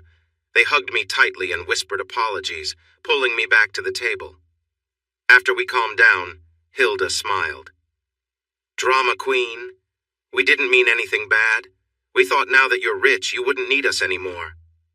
You made it clear that you still need us, and we are going to keep a closer eye on you. But you're paying for the drinks, money bags. We're a bit thirsty. Being friends with you takes work. Then we all laughed and acted like old times. I told them some funny stories about some famous people we had met, and they enjoyed that. Besides that, we did what women everywhere do when they gather, talk about our lives. Sarah had lost 20 pounds so far. For every 10 pounds, she treated herself to a new outfit. Jim was helping her keep up with it all. Hilda was learning about motherhood for the first time. Jack's 2 daughters had moved in with them, by their choice. Her days were busy with soccer practice, school events, and other activities. She looked happier than I had ever seen her. The only thing I don't like is the lack of privacy, but their mom takes them away every weekend. We'd go a bit crazy if she didn't. Jack is as dedicated as Jim in helping me stay organized. She chuckled as she talked about a close call with the kids, and we all laughed. What about you, Bonnie? Is Benny still helping you out? I hung my head in pretend sadness. No, our schedule is usually too busy. So you have to handle it yourself? I looked up with a smile. No, I used some of his money to have it removed from my ankles to my neck. I have to say, I really love it. I could probably help you all out if you're interested. We could call it a birthday gift. Sarah quickly said no. She enjoyed the attention she got from it, saying it gave them time to talk. Hilda thought for a moment and said she'd have to ask Jack. Is it really that nice and smooth? Want to see? I teased. Come into the ladies' room and I'll show you my little surprise. I began walking that way. Hilda grabbed my hand. Not here. Just think about what could happen if someone saw us. I can imagine the headlines. Wife of world-famous author caught showing off in public restroom. Tattoo pictures on page 7. We all burst into laughter, but Hilda was closer to the truth than she realized. Etta gave us both several talks about how to behave in public. Everything you do in public could be taken the wrong way. Bad publicity can hurt your reputation and your wallet. If Benny wrote stories like 50 Shades of Grey, people might see him differently. But he is seen as a moral hero by many religious and conservative groups. It doesn't matter if that was his intention, that's how it turned out. So we made sure to behave well in public. We dressed nicely, spoke politely, and stayed calm. We often attended public events because he was very popular. It took some time to get used to all the cameras. In a surprising move, Benny went into the crowd of photographers and introduced himself, learning names and shaking hands. It must be hard to follow people around. How about you all come to our house next Saturday afternoon? Bring your families if you want. We enjoy spending time with family. You can take all the photos you want and have a nice meal. Just let me know how many are coming so I can prepare enough food. And please, don't drink too much if there are kids around. He asked each of them to take a group photo with him, then waved and went inside. They were so fascinated they missed other celebrities. When he heard it was someone's birthday, he invited a young singer to lead everyone in singing Happy Birthday. The guests were laughing when we entered. Wow, said a well-known actor. If I knew that being nice would work, I'd already be friends with half of them. He smiled and said, I should bring them some drinks. It must be hot out in this sun. He got the waiters to gather some soft drinks and water. Most of the party followed him outside to shake hands, share drinks, and chat. After about 20 minutes, we went back in, getting waves and greetings. 10 minutes later, they left, satisfied with the photos they had taken. The next day, Beth called. I got an interesting call from Etta earlier. She said what Benny did was very unusual. Is he really inviting them to our house? Yes, I replied, laughing. Remember, it's a rental and we're moving out next week, so it's not a big deal. He is actually looking forward to it. You know, Bonnie, I don't think people realize how observant Benny can be. You're right, I agreed. Even after 2 years, I'm still discovering new things about him. Well, I'm sure Grace will call you. She'll probably want to be there. Saul and I will come too, just to keep an eye on things. I hope this goes well for him. After she hung up, I started to think about Benny. He was in the office of the house we rented just outside New York, actually getting some work done. I waited until he took a break before I spoke to him. Are you sure about this, Benny? He smiled. Yes, these people, or more like them, will be watching us for a while until our 15 minutes of fame are finished. I'd rather have a good relationship than be hostile. After all, except for Plum and her little adventures, there's nothing about us that's exciting, and I won't mention her. I can already picture the headlines. Conservative author caught in scandal with his companion. News at 11. He burst out laughing, and I couldn't help but giggle too. We had about 30 paparazzi, partners, and around 15 kids of different ages come to the party. Benny spoke to them all before we started. I know you'll bring your cameras and I appreciate the pictures, but please keep it reasonable. Try to relax and have a good time. We'll sit and answer questions for 15 minutes after everyone arrives. After that, I don't want to handle any more business. Let's just enjoy ourselves. If you can't do that, you might want to leave now. Nobody left. He answered all the good questions and ignored the rude ones. Grace felt proud. The house we rented had a security system. Grace wanted some upgrades and made sure everything was working. While most guests enjoyed the party, the cameras caught 2 people at different times going through our bedroom. One hid a small camera and another placed 3 listening devices in the house. What Benny did surprised everyone. He was serious and determined to take action. He held a press conference with national news present. Beth and Grace made sure they were there. He had the state attorney general and the sheriff of the county on the stage with him. He also made sure that all the paparazzi who attended the party were there. Most were happy to be treated with respect. He began the conference by acknowledging the paparazzi as professionals.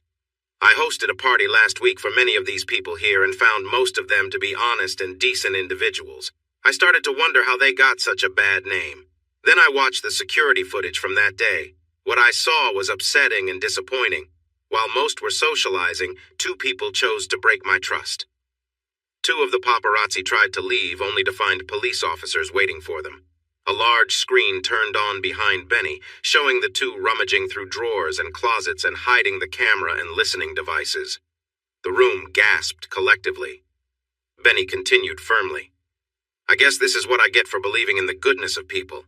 My friends here, he pointed to the attorney and sheriff, share my concern about this behavior. I think they have some answers for these individuals. I want everyone to know that I hope they face the consequences for what they have done. He started to walk away from the microphone, but paused for a moment. Here's something for you guys. What do you think of this story? The police took them away as their colleagues took pictures. The Attorney General said he supported a new law to set limits on what the press can do, and that he would make sure it was followed. Many paparazzi apologized to him, both in person and publicly. They also became much more respectful and careful around him. When it was time to sell the movie rights, Saul and Grace became very valuable. They discussed it and decided to start a production company. This would give them more control and a bigger share of the profits. Saul brought together some talented people, mostly newcomers who had good experience in independent films. Then he let it be known that they were looking for partners, and the major studios quickly showed interest. In the end, they teamed up with Universal. Benny had talked to a woman who had directed several well-received independent films and came back to Saul and Grace. Whoever we choose, she will be the director. No negotiation, okay? They were surprised, but had to agree. Universal hesitated, but desperately wanted to make the film and eventually agreed. Many famous actors wanted a role, but they mainly chose newcomers, with a few well-known character actors. Security on set was strict, and all the actors had to sign agreements to keep details about the film a secret until it was released. A few actors and 3 production staff members were let go when they realized how serious the team was about protecting the film. The film premiered exactly 2 years after the book was published. It broke box office records for 6 months. 2 theaters worked together so that all 8 of their screens showed the film continuously, staying sold out for 3 weeks. The book became popular again, especially in paperback. It sold another 300,000 copies. By the end, over 5 million copies were sold worldwide. One of my most memorable moments was when we quietly entered a theater and watched the film with an audience. We had chosen not to see any previews or the final version before this. About 20 minutes in, many people were openly crying. Some even left the theater before it was over, overwhelmed with feeling. Benny and I shared their tears. Reading it was one thing, but seeing it brought it to life in a much stronger way. One national reviewer wrote a remarkable piece in his review. I believe by now everyone has either read or watched Union of Souls, the big bestseller by Benny Henson. I was thinking recently about how it would have been received if it had been presented to a studio before its release. Let's pretend for a moment I have written a screenplay and I'm pitching it to a studio executive. The image of me on the right will be the writer, and the image of me on the left will be the executive. A split screen appeared. The writer on the right looked plain but neat. The executive on the left looked sharp and had his hair neatly styled. He began to speak. "So, tell me about your screenplay." The writer appeared nervous. "Well, it's a love story." "Good," the executive said. "Romance is popular right now, especially with some exciting scenes." There aren't any exciting scenes in it." "Really?" he said, surprised. "Well, we can add a few interesting moments and some hints." "Sorry, sir, that won't fit with the story." The executive frowned.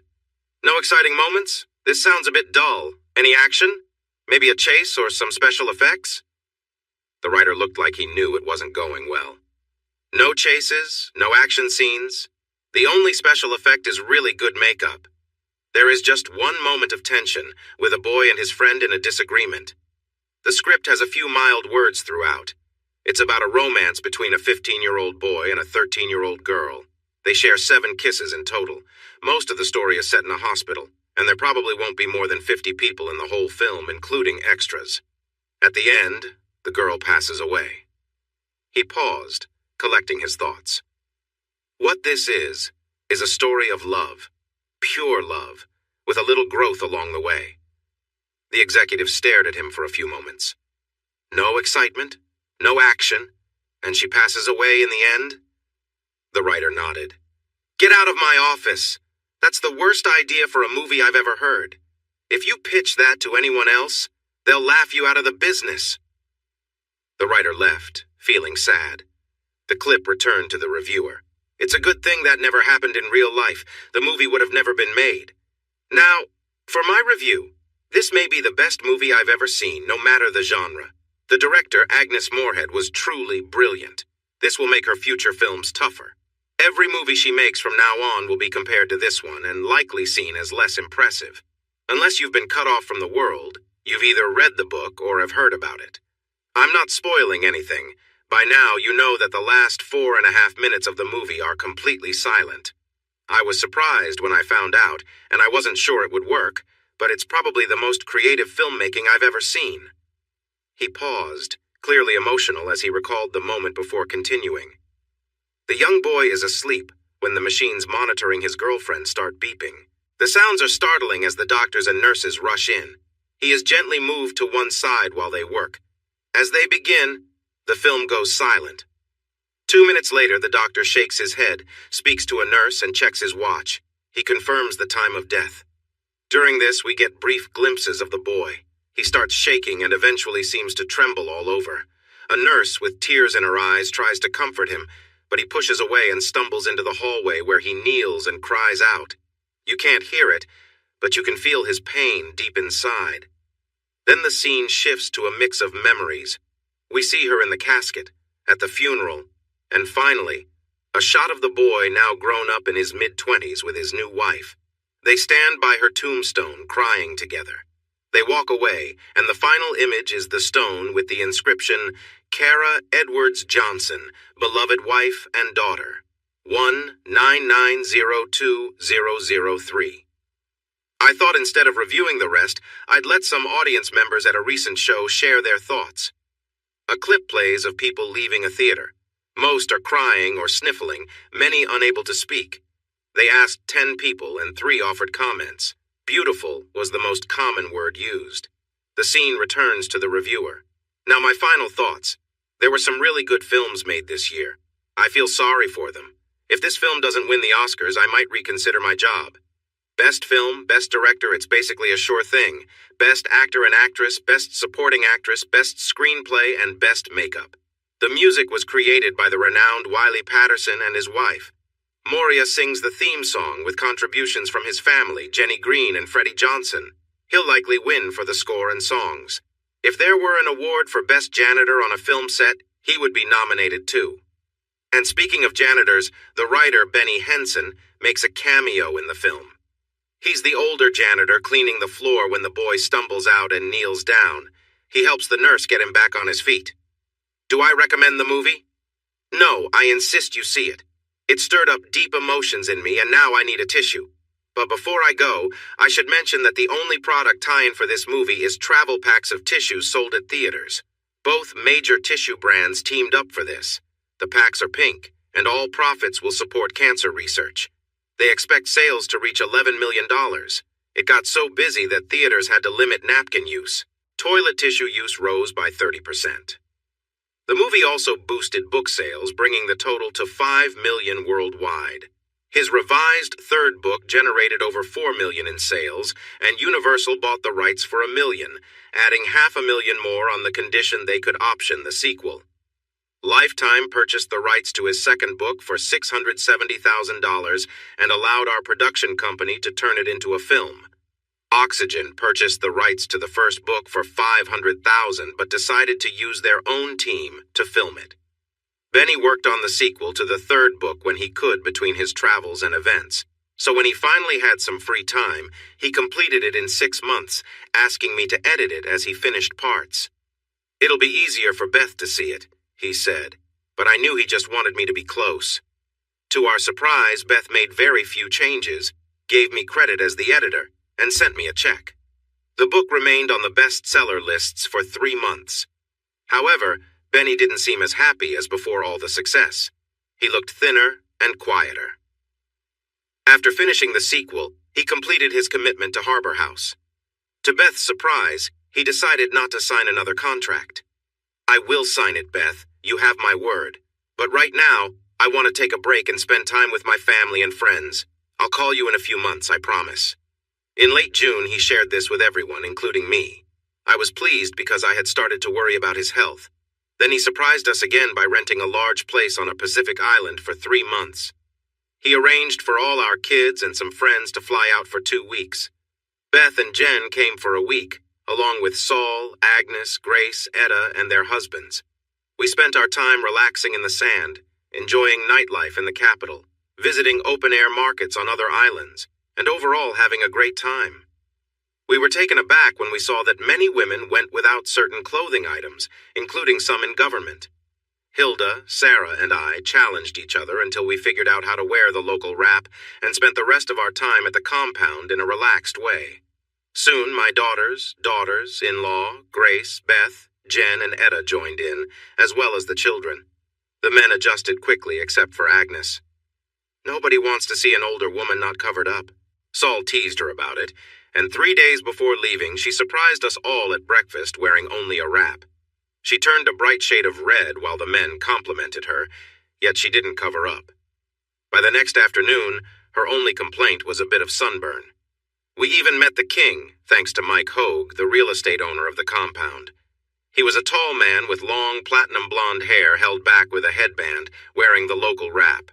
The women were impressed, and the men were equally taken with his companions, a tall blonde and a shorter Hispanic woman. When everyone returned home, we kept the kids, 16 of them, aged 3 to 17. We hired 2 nannies who stayed until school began. By then, the kids had embraced the local style and returned home with beautiful tans. Mike Hogue loved children and often visited us. He was very popular, especially among the younger crowd. I wondered why, at his age, he didn't have a family of his own. We returned home feeling relaxed and sun-kissed. I knew Benny spent 2 hours each day in the office working. That was all the time he would allow himself. The rest of the day was for family. Back in our hometown, we still owned my house and our little place that we loved. True to Etta's words, we had to move because we needed more privacy. We bought 30 acres on the other side of the county with a long private driveway. 6 acres were fully fenced in with tall chain-link fencing featuring privacy slats. The property had a modern security system with cameras everywhere. There was even a small guardhouse with 2 security guards on duty around the clock. You would be surprised how many people, not just curious fans, tried to get in. We even caught 2 men trying to sneak in to hold us for ransom. They were sentenced to 5 years for their plan. If you were not on the list, you could not enter. Even if you were on the list, you needed to show your ID, and it had to match what we had on file. The property had a large pond where Jack and Jim often went fishing. Hilda, Sarah, and I would sit on the patio with a pitcher of drinks and relax while we chatted about our lives. Benny was busy writing something he wouldn't show me yet, which made me think it was important. He sent a piece to Beth, which led to a phone call. "Where did this come from? Wow! This could be really big, even though it's different from your last work. How close are you to finishing it?" "Less than halfway," he replied, laughing. "I'm having trouble with some scenes. I think I'll ask Bonnie for help. She's better at those than I am." Beth was curious, so he told her about the stories I was writing and the website. She called me the next day. "I read your story last night. Wow, it was exciting. Jen read it too, and we had to try out a few scenes. Ever thought about turning it into a book?" I was surprised, but quickly asked if she was serious. "Absolutely. It's a thoughtful version of those popular stories, but even more exciting." Interested? Of course I was, so I began writing a book that made me famous, but it nearly cost me everything I cherished. I liked the Reverend at my church. He was slightly younger than me, in his late 40s, and one of the most sincere people I had ever met. He had a mentor, an older preacher in his 60s, who had welcomed him to his first church. This mentor guided him, helping him avoid various challenges and temptations. After retiring, he started an evangelical society, organizing events in local stadiums and community centers. Robert, my preacher, was proud of his growing success and even lent a hand from time to time. Brother Jim, as he liked to be called, seemed to grow bigger in both size and fame. The old cheap suits and faulty sound systems were gone. Now he wore fine suits and used modern sound and lighting equipment fit for big events, like football stadiums. He even bought some time on a local TV station to air a show for an hour. One Sunday he preached at my church, and Robert, who was a bit jumpy, seemed anxious. I noticed Jim's fancy suit and his shining silver hair, which looked impressive against his tan, especially for February. He interacted with people with a charm that felt both skilled and natural, almost like an old-time traveling salesman. When we shook hands, I felt an instant dislike, and I made sure to keep my distance. Later, during a special collection for his campaigns, I hid a penny in a $5 bill. I hoped the person counting the money would get the hint. 4 months later, the news broke. He was under federal investigation and faced many charges. Some young people came forward trying to profit from the situation. He had been involved with several individuals, sometimes without their agreement or when they were underage. Eventually, he was charged with several serious crimes. He accepted a plea deal when a potential murder charge was mentioned and went to prison at 67, facing at least 20 years before he could ask for parole. Robert was heartbroken. About 6 weeks later, he gave a sermon about moral character and temptation. Temptation, both big and small, surrounds all of us. I have noticed that regular people often manage it well throughout their lives. They understand the consequences and are rarely pushed beyond their limits. But when someone reaches a level of success that lifts them above the rest, their true character shows. Most of us struggle with that kind of success. Just look in the news any day. You'll see celebrities, athletes, politicians, and even, sadly, religious leaders who fall. It really hurts to see these people, often at the peak of their careers, stumble. They should be thankful for the gifts they have, but instead waste their success through poor choices. My sincere advice to you all is to remember this message if success comes your way. I pray that you find the strength to stay grounded during those times. I have thought about that sermon a lot lately, wishing I had listened more closely. I didn't fully understand what Benny had to deal with. Following Beth's instructions, I removed all my stories from the site. You can't share your work if you want to sell it. I created a new outline and revised the stories to make sure they flowed well together. The last 4 chapters were completely new. Even though the story was mostly finished, it took 6 months to finish writing, plus another 3 for editing and revisions before it was ready to publish. I worked with the same team as Benny, Beth, Saul, Etta, and Grace. Saul and Beth loved it. Grace said it wasn't really her favorite, while Etta just smiled and humorously called me a very cool older woman. The excitement they created, along with my clear connection to Benny, helped a lot. When the book came out, it took only 3 months to reach the bestsellers list. At one point, Benny's new book and mine were ranked 2nd and 3rd. Etta even helped us get on Sunday morning, where people praised us as a strong couple in the literary world. Mo Roca interviewed us, spending 2 days at our home before bringing in the cameras. Benny even showed him how to catch fish and prepare them. Mo didn't seem to mind, but he confessed he didn't really like the taste. It made for great footage, though. The interview went smoothly. Mo asked us about our current books and shared a bit about our past. Then he asked me a big question with a grin. Are the characters in your book based on real people? Maybe you and Benny? I felt my face turn red while Benny chuckled softly. He answered for me. Yes and no, Mo. We're not a young, fit couple in our 30s, but we've had our good times. The truth is we're just a small-town couple in our 50s. As much as we would like to do some of the things in the novel, we're not as quick or flexible anymore. Bonnie has a great imagination and seems to really understand that lifestyle, which makes it believable. I couldn't have said it better myself. When we were home, which wasn't as often as I would like, we rarely went out and mostly spent time with close friends. Unfortunately, we had become less trusting than we used to be. Hilda lost her job during the economic downturn, and things were tough financially for them. It was sad when the mother of the twins left without a word and stopped her child support payments. We knew we had to be careful not to hurt their feelings, but we came up with a plan. Hilda had once been an assistant for a textile executive, so I offered her a job. I genuinely needed help, and she was a great fit. Part of her job included housing. Their apartment was too small for 2 teenage girls, so we moved Hilda into my old house rent-free. She cried for 2 days while her husband felt both embarrassed and thankful. Don't worry about it, I told them as they moved in. It's better for a house to be lived in than to sit empty. This way I know it's taken care of. Sarah had finally lost 30 pounds, but her husband wanted her to stop. I want there to still be enough of you to hold on to, he said, gently embracing her. I loved you before, and I love you now. So please stop. I was busy with publicity, doing television shows and book signings. Benny was out promoting his new book, even though he didn't really need to because of his fame. He always said you should remember the people who helped you succeed, so he kept up with the routine. He did his best to rearrange his schedule to be in the same city as me, but it didn't happen often. We spent longer periods apart for the first time in our marriage, and neither of us liked it. Hilda couldn't come with me because of the kids, so Etta sent one of her assistants along when I traveled. Her husband was feeling better, so she took on more work. I wasn't too fond of the assistant. Beverly seemed a bit too eager.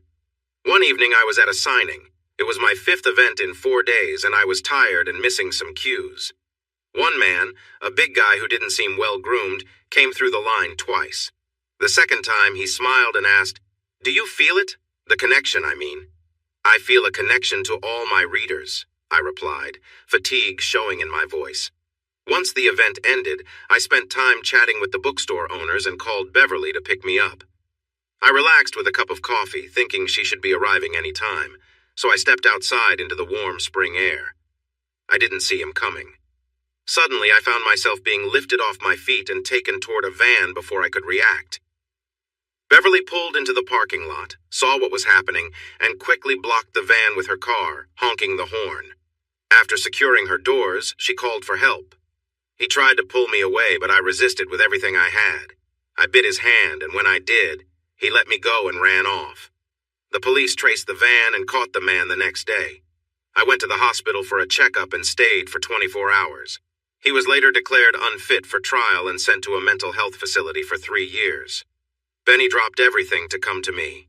It really scared both of us. He thought I needed extra protection and talked to Mike Hogue.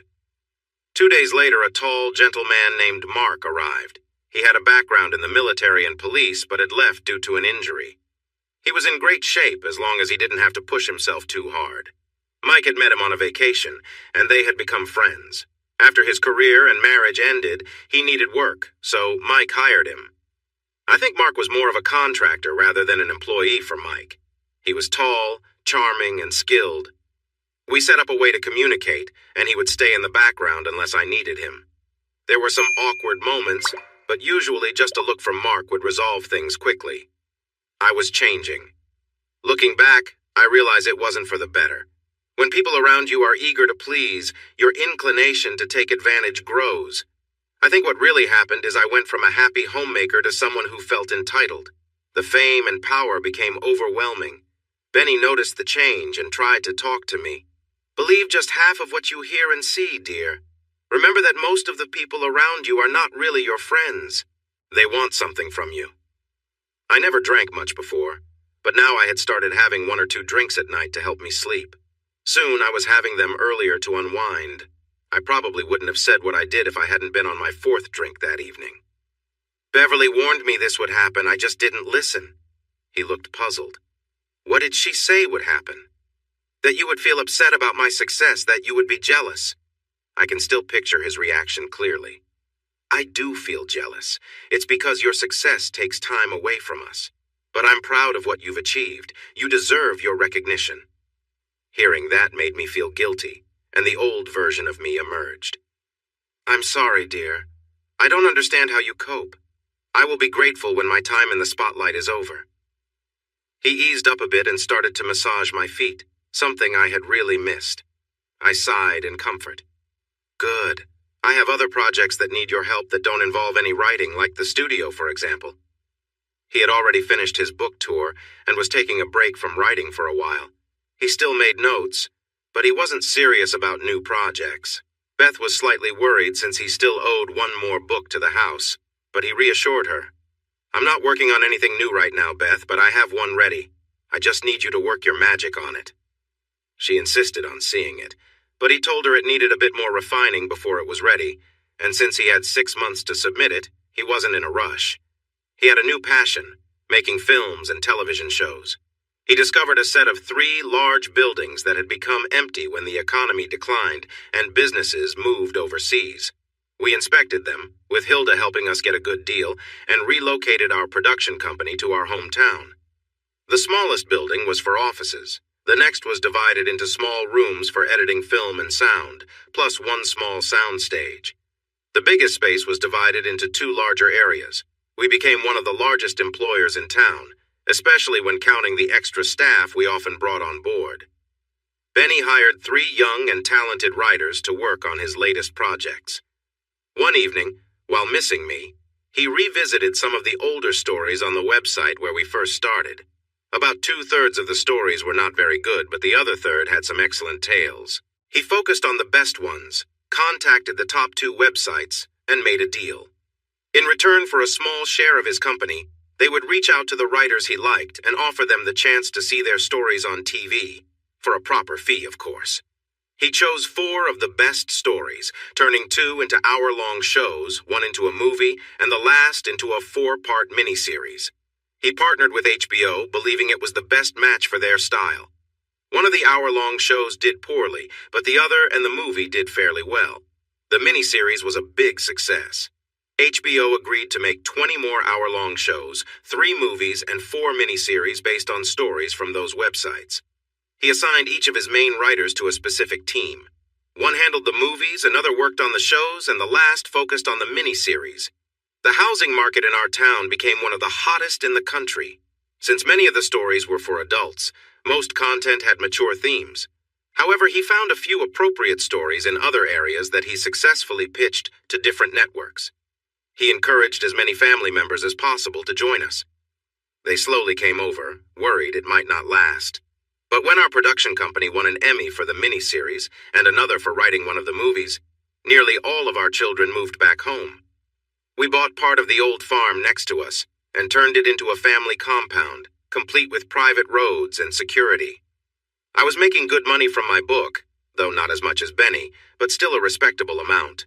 I placed it into trust funds for our grandchildren. Their college expenses were already covered, so it would provide a nice savings for a house or anything else they wanted in life. I was home for 2 weeks before heading out for the last part of my book tour. As I walked around the film complex, I was amazed at how much it had changed over the past few months. I found Benny in his office. "Can we afford all this? How much money do we have now?" I asked. He looked at me and smiled, still surprised by how little money worried us. "I'm not sure. Will hired 2 full-time people so he could focus on us. He wants us to come up once a month for a review, but I haven't had time this month. Want to fly to New York, see a show, and catch up?" It sounded like a great plan. We spent 4 days with our friends, enjoyed 2 shows, and visited some nice restaurants. It was the most relaxed we had felt in a long time. Plum even made a quick and surprising appearance. I had been working on my fitness a bit and was getting back in shape. While I was showering before heading out, Benny was meeting with Saul and Beth, so I had some time to myself. I took a good look at myself. Even though I was a little softer, I was still in good shape, especially for my age. I smiled as I traced the small tattoos on my skin. I shook my head at the silly thoughts creeping in. I could almost hear Plum's voice in my mind. "That's the difference between us. You're thinking too much, and I have a different viewpoint," she teased. I felt a little silly arguing with this imaginary side of myself. "And sometimes, it's not just about romance. It's about connection," I continued. I sighed, feeling uneasy. Our romantic life had slowed down a lot lately due to time apart, work demands, and plain tiredness. "Okay, I get it, Plum. I'll give you a chance. But remember, while you may have his attention right now, I know he cares for me too. Eventually, he'll come back." I felt Plum's cheerful response in my thoughts. "Keep believing that. If you tell yourself often enough, you might convince yourself. Now, I have to get ready. Someone special is coming over." One of the best things about having money and being in New York City is the ability to get what you want whenever you want. I made a few phone calls, took a cab to my destination, and went shopping.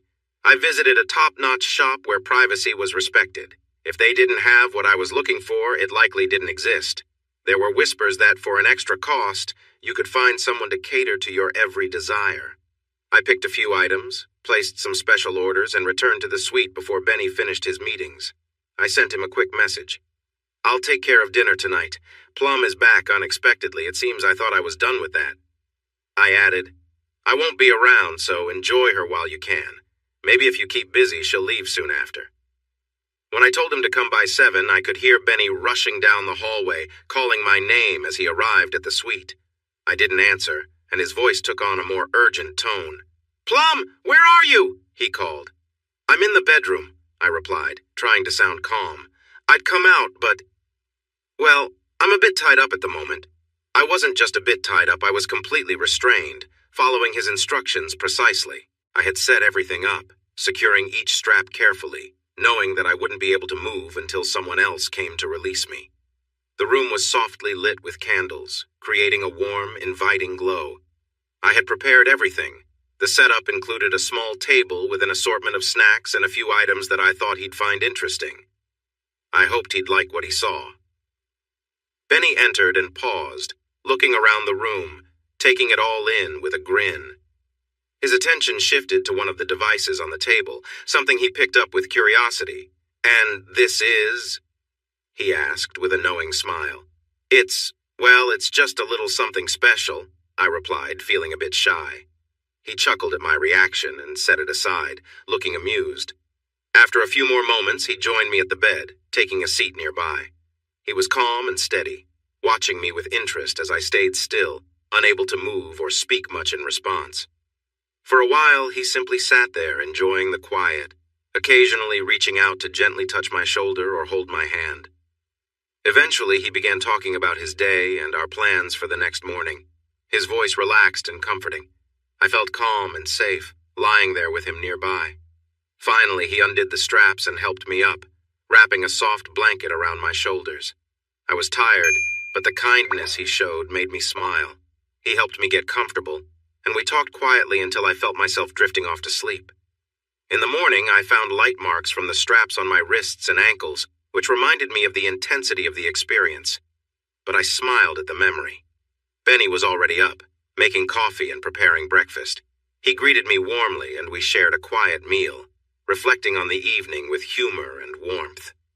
The day stretched ahead, and I looked forward to more simple moments spent together. When he finally stepped back, he asked casually, "So, my little plum, what do you want to do?" I looked up at him with eager eyes. "Everything, please," over and over. That seemed to make him happy because that's exactly what he did. The next morning, he told me he had a backup plan just in case he needed it. I really appreciate modern medicine, don't you? We returned home feeling satisfied, refreshed, and happier than we had been in a long time. I had another week off, and we spent almost all of it together. We even locked the door to his office at the studio and had some fun there. I was amazed at how much money we had.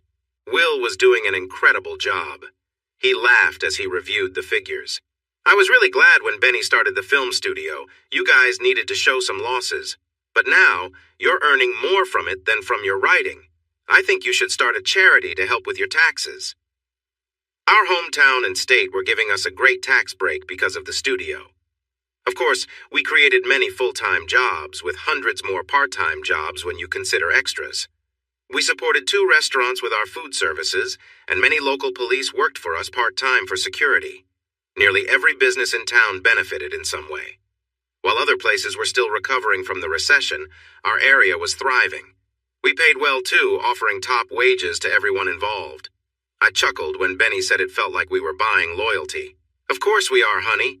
That's how business works, or at least how it used to. Pay well, offer good benefits, and create a nice work environment, and you'll attract the best. We got involved in the community by funding safety gear for the local police. We also asked the county to place a fire department branch near the studio and covered the costs for the building and equipment. We put one of his sons, Greg, and one of my daughters, Amy, in charge of our charitable projects. They enjoyed it at first, but soon got tired of the constant requests. One man even asked us to remodel his house to make a good impression for visitors.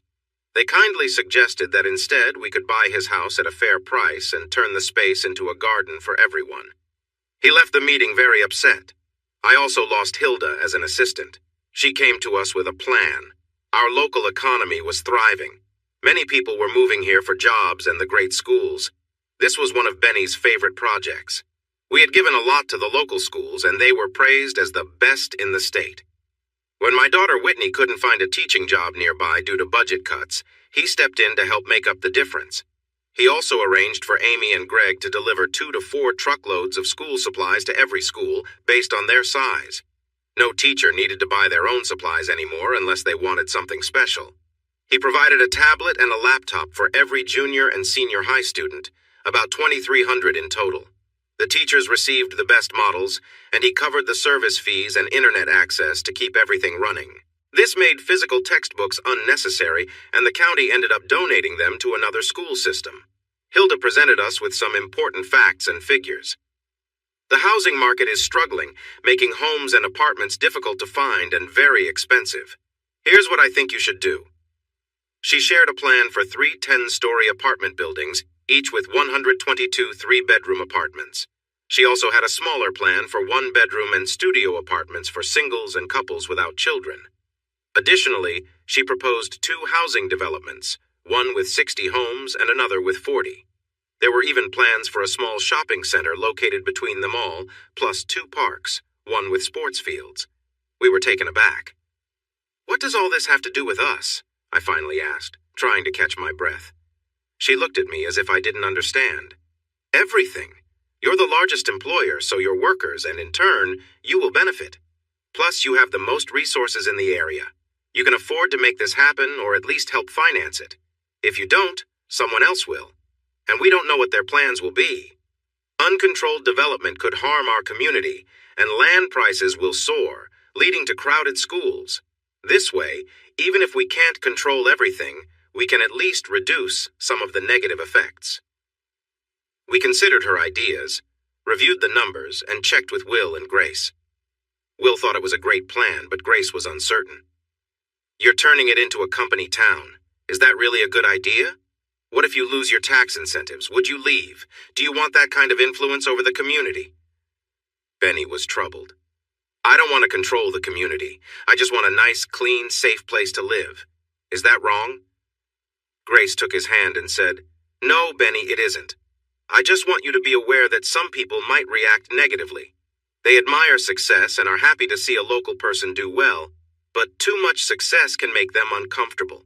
It really is a solid plan and could be very profitable. Just be cautious, okay? Benny agreed to think about it.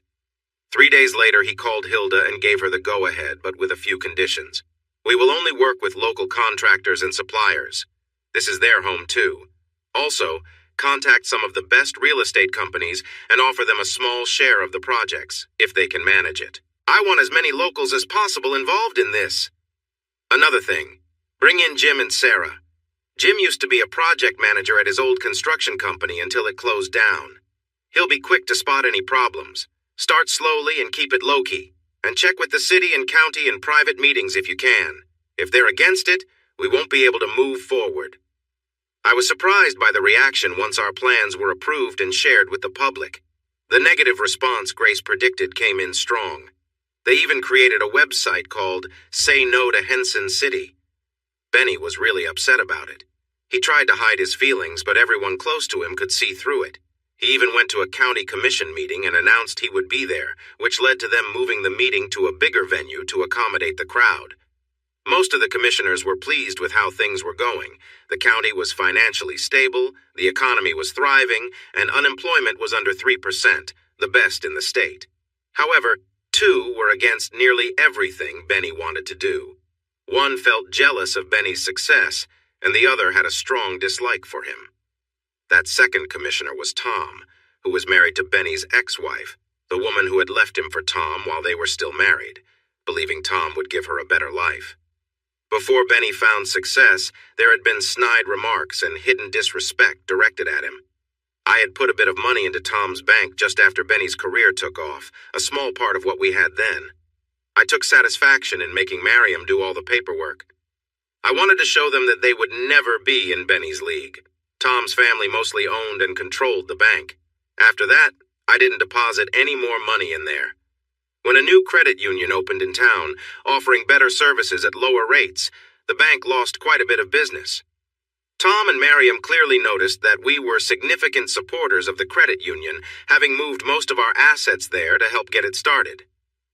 By the time the credit union was up and running, we had nearly forgotten about Tom and Mariam. They, however, had not forgotten about us. The meeting quickly became heated. Before Benny could state his case, Tom and the other commissioner launched their attacks. "This is absurd," shouted Tom. "Why should we give in to this arrogant person? Does money make you powerful?" I wanted to remind him that he might have thought so while he was trying to win Miriam over, showing her a life of luxury. They had looked down on him every chance they had. How does it feel to be on the bottom? I wondered. I kept quiet while he talked, following the plan our lawyers and publicists had set for us. "Excuse me, Tom, but how have I been arrogant? I'm still Benny. I still live here and go to the same diners and restaurants as everyone else. I was just lucky enough to earn a lot of money, but I don't use it to make people do what I want. I don't attach strings to anything I do. I give a lot back to this community because they often need it. In return, I ask for nothing except maybe a thank you once in a while. Like I said, I live here. I'll live here until I die. This is my home. Don't you care about improving the community? Doesn't your bank give loans every day for new houses and businesses? Don't you think these things make it a better place to live? In the end, I'm doing the same as you investing in the future. Maybe my way is a bit different, but isn't the goal the same? As for the building plans, even you will agree new housing is needed, and I haven't seen anyone else trying to solve this. Do we really want these people living elsewhere and commuting here to work? But how about this? Let's put it to a public vote right now.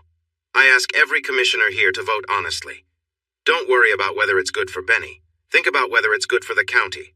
I'll respect your decision no matter what." Of course, the The commissioners postponed the vote, smart enough to let everyone share their thoughts first. The outcome was pretty clear. 9 of the 12 commissioners were already in favor. In the end, the vote was 10-2. You can guess who voted no. Tom and another commissioner left in anger. Benny didn't say anything, but I could tell he felt a bit hurt by all the negativity. I did my best to comfort him, and I think it helped a little. 2 days later, I was off on the last part of my book tour, which lasted 3 months and included stops in Mexico and Canada. The book was doing well. 7 months later, it was still near the top of the charts. Beth was pushing me for a sequel, but I wasn't so sure about that. I was a guest on Ellen's show, and she teased me for not bringing Benny along, then asked if our production company was planning to make a movie. I don't know if anyone will want to film it as it is. It has dark themes, so the highest rating it could get would be restricted. What about that other popular book that just got made into a movie? It's been a hit. Couldn't you do something along those lines with yours, maybe change the color theme? The way she said it made everyone laugh. I have to admit, Ellen, that I've never read that book. I might or might not watch the movie when it comes out on DVD. It was very successful, so I want to congratulate the writer. I'm just not ready to see my book as a movie. I stopped for a moment. That said, our company does have the rights to the film. Maybe someday, who knows? We chatted a bit more about the production company and what Benny and I hope to do in the future. I wanted to return to my happy life and try to convince Benny to slow down a bit. Just 6 more weeks, I thought. 6 more weeks until the tour was over and I could go back to my real life. I was really looking forward to it. The pressure was starting to weigh on me. Constant travel was getting old, and the routine of hotel rooms and bookstores was wearing me down. I had stopped exercising, watched too much TV, and was drinking more than usual. My new assistant seemed to understand. My first assistant, the cheerful one, had left to get married, which I was secretly happy about. Benita was in her 30s, confident, ambitious, and eager to move up. She saw me as a way to do that. Mark didn't like her from the start. He told me later that she reminded him of some not-so-good people he had dealt with in his police work. "Be careful, Ms. Bonnie," he said in his soft southern voice. "I think Benita is more focused on her own goals than what's best for you." I should have listened to Mark. Looking back, I like to think I was still kind-hearted and wanted to give her a chance. It turns out she wasn't a good person at all. I found out she was trying to make a deal with another publisher to get my next book for a better job and some extra money. The problem was that she did this without telling me. I had already decided my writing career was done, and if I did want to write again, I was loyal to my friend and her publishing company. Finally, the book tour was finished and I was going home. I hadn't spoken to Benny in 6 days. I was tired, distracted, and frustrated with the Benita situation, so I didn't even think to call him. Looking back, I should have noticed something was wrong since we usually talked at least once a day. Benita did not take her firing well, and once her actions were revealed, others were wary of hiring her. She blamed me for her troubles while pretending to apologize for the misunderstanding. I was finally home. I tried to call Benny twice, but it went to voicemail. That didn't seem strange because he often turned off his phone during meetings. I waved at the security guards at the entrance to our compound. I didn't know them, but the security company often changed the staff to prevent reporters and others with agendas from trying to get information from them. We had security cameras set up all around our house and yard, as well as at my family's homes. When they returned home, the indoor cameras stopped working, and some outdoor ones were turned off for privacy. It felt sad that being rich and famous wasn't as joyful as it seemed. We also had 2 guards who walked around to keep an eye on things because there had been another attempt to kidnap one of the grandchildren. Now guards were there to take them to and from school. I entered the house, dropping my bags and letting out a sigh of relief. I still missed our little house, but this new place had its perks. First, it was very big. The grandchildren often stayed over, and now that the older ones were in their preteens and teens, they really enjoyed the pool, especially the waterfall and wave features. Benny wasn't one to spend much on himself, but he loved to spoil the grandkids. The house also had a great outdoor kitchen, with many gadgets that most people didn't have. Off to the side, Benny proudly kept his old cooker, a converted oil drum that had been used for many years. Every few months, he would cook. I'm not sure how everyone found out, but we usually ended up with a full house of guests. Mike Hogue would visit now and then, playing with the kids, eating a lot, and relaxing with different lovely women. Nothing seemed serious with him, though people said he had been engaged once but got his heart broken. Sometimes Wiley and Moira Patterson would come with their group of red-headed girls and a little boy with auburn hair. We had a guest house for them, but their younger kids and ours often found cozy spots to sleep. Most of the time, we'd light a fire in the pit, and they would pull out their guitars. I would sit back and enjoy as two top entertainers sang fun songs with the kids. Our grandchildren would have stories to share with their kids when they grew up. Their oldest girl wanted to work in film someday, and Benny promised her an internship when she was old enough. We assured Moira and Wiley that she would be well taken care of, even offering for her to stay with us. This made her very happy. They said they would think about it, sharing playful glances when she wasn't looking. I stood there, taking it all in. I was home. Benny still wasn't answering his phone, so I shrugged, hoping he would arrive soon. Knowing I was alone, I changed into my swimsuit and jumped into the pool, half hoping Benny would come home soon. After swimming for a while, I got out, dried off, and opened the bar to make a pitcher of margaritas. As time went on and Benny still didn't come back, I began to feel tipsy. When the first pitcher was empty, I made another, spilling a bit and adding a little too much alcohol. Benita Smith was fuming as she woke up alone, frustrated that Benny wasn't there when she needed him. Meanwhile, Benita had been harboring resentment for quite some time. Losing her job after her underhanded tactics came to light had left her with no prospects in the publishing industry. Her reputation was ruined, and mainstream publishers wouldn't touch her. Accepting her own nature, she admitted to herself that she didn't care who she had hurt or betrayed. Her focus was on getting even with the Hensons, who she blamed for her downfall. Determined to follow through, she used her last bit of money to travel back to her hometown. Upon arrival, she was surprised to find that her name was still on the visitor list at the Hensons' private property. A car followed her along the secluded road leading to the estate, but she paid it little mind. The security guard on duty assumed the car was part of her party and allowed them both entry. In another part of town, Tom, Marion, and their lawyer Bob found themselves in a difficult spot. The bank they were associated with was quickly losing business to a new savings and loan that had recently opened. With the Hensons holding a significant amount of assets at their bank, the situation was growing critical. Tom knew that if the Hensons decided to move their remaining assets, nearly $20 million in various accounts, it would be a significant blow to their bank's stability. The three of them, once close to the Hensons but now estranged, debated their next move. Marion, who had once been married to Benny, was reluctant from the start. "Look at us," she said. "Tom, you're the one who stole his wife. Bob, you tried to strip him of everything he had for my sake, and I'm the one who left him for what I thought was a better deal. Why would he ever help us now?" Tom's temper flared at Marion's words, especially when she expressed regret over her decision to leave Benny. "If anything, you did Benny a favor by leaving," he snapped. "If you'd stayed, he might never have found the success he has now. You did him a favor by breaking his heart. He's better off because of it." Marion fell silent, recognizing the truth in his words but feeling the sting of her choices.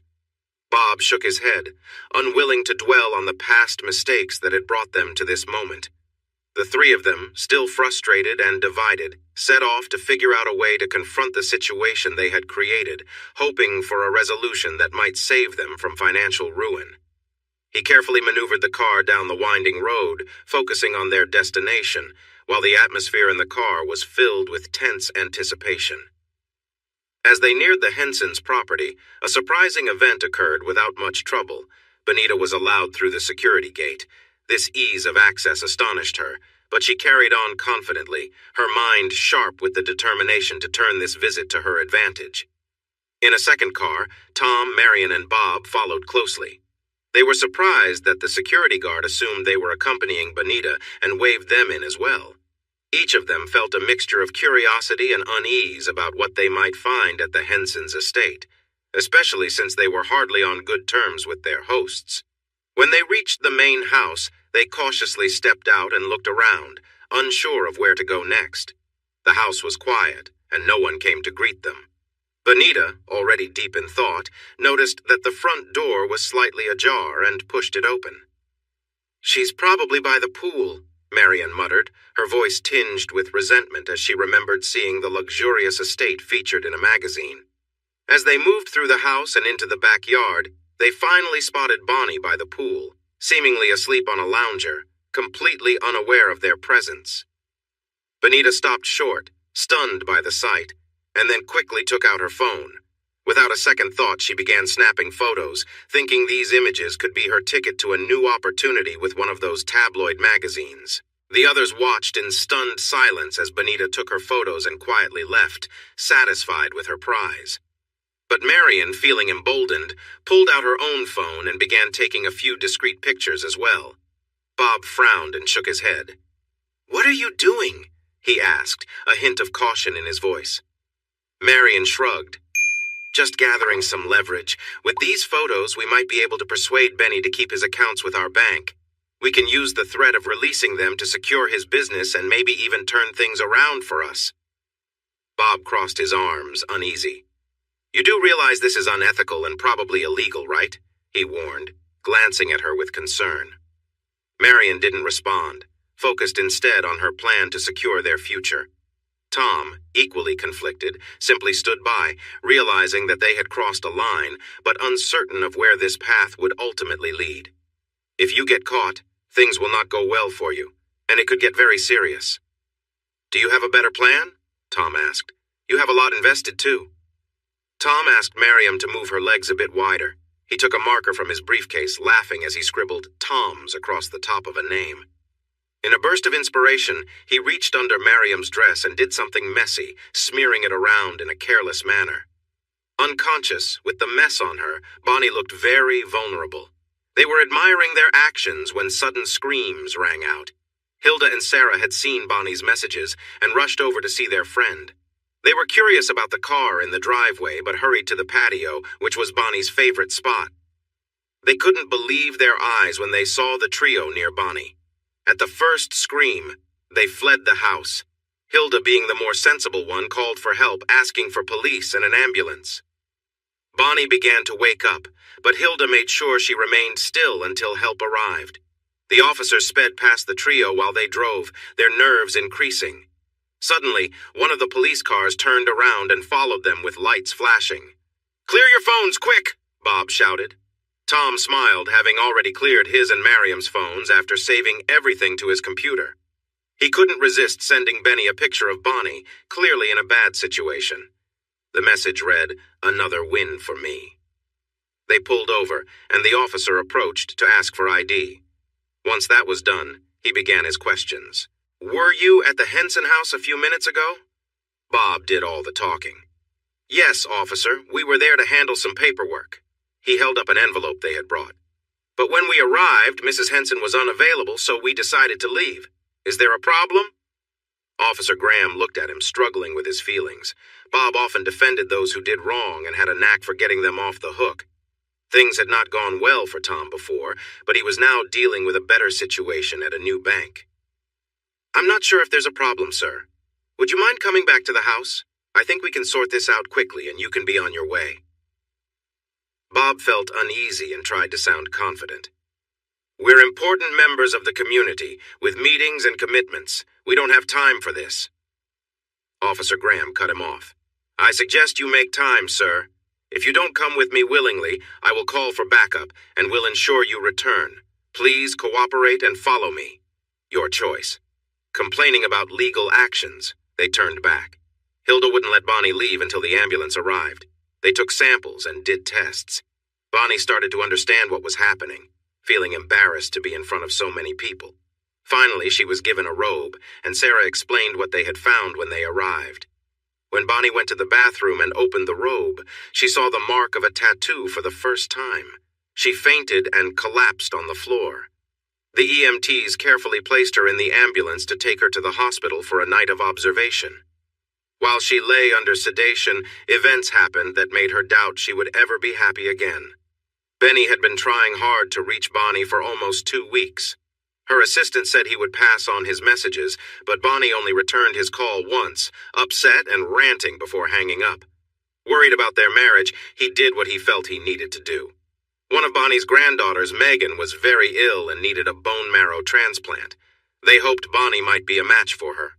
He contacted Etta to explain the situation, and she promised to let Bonnie know. She wasn't aware of what was happening with Bonnie's assistant.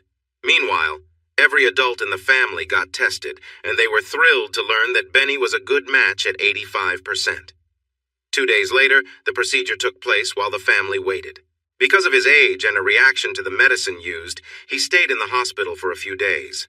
Megan showed improvement, and the family, especially her parents, were very happy. As Benny was leaving the hospital, he received a message that shocked him deeply. He saw an inappropriate photo of Bonnie and felt overwhelmed. Without saying anything, he made plans once he got home.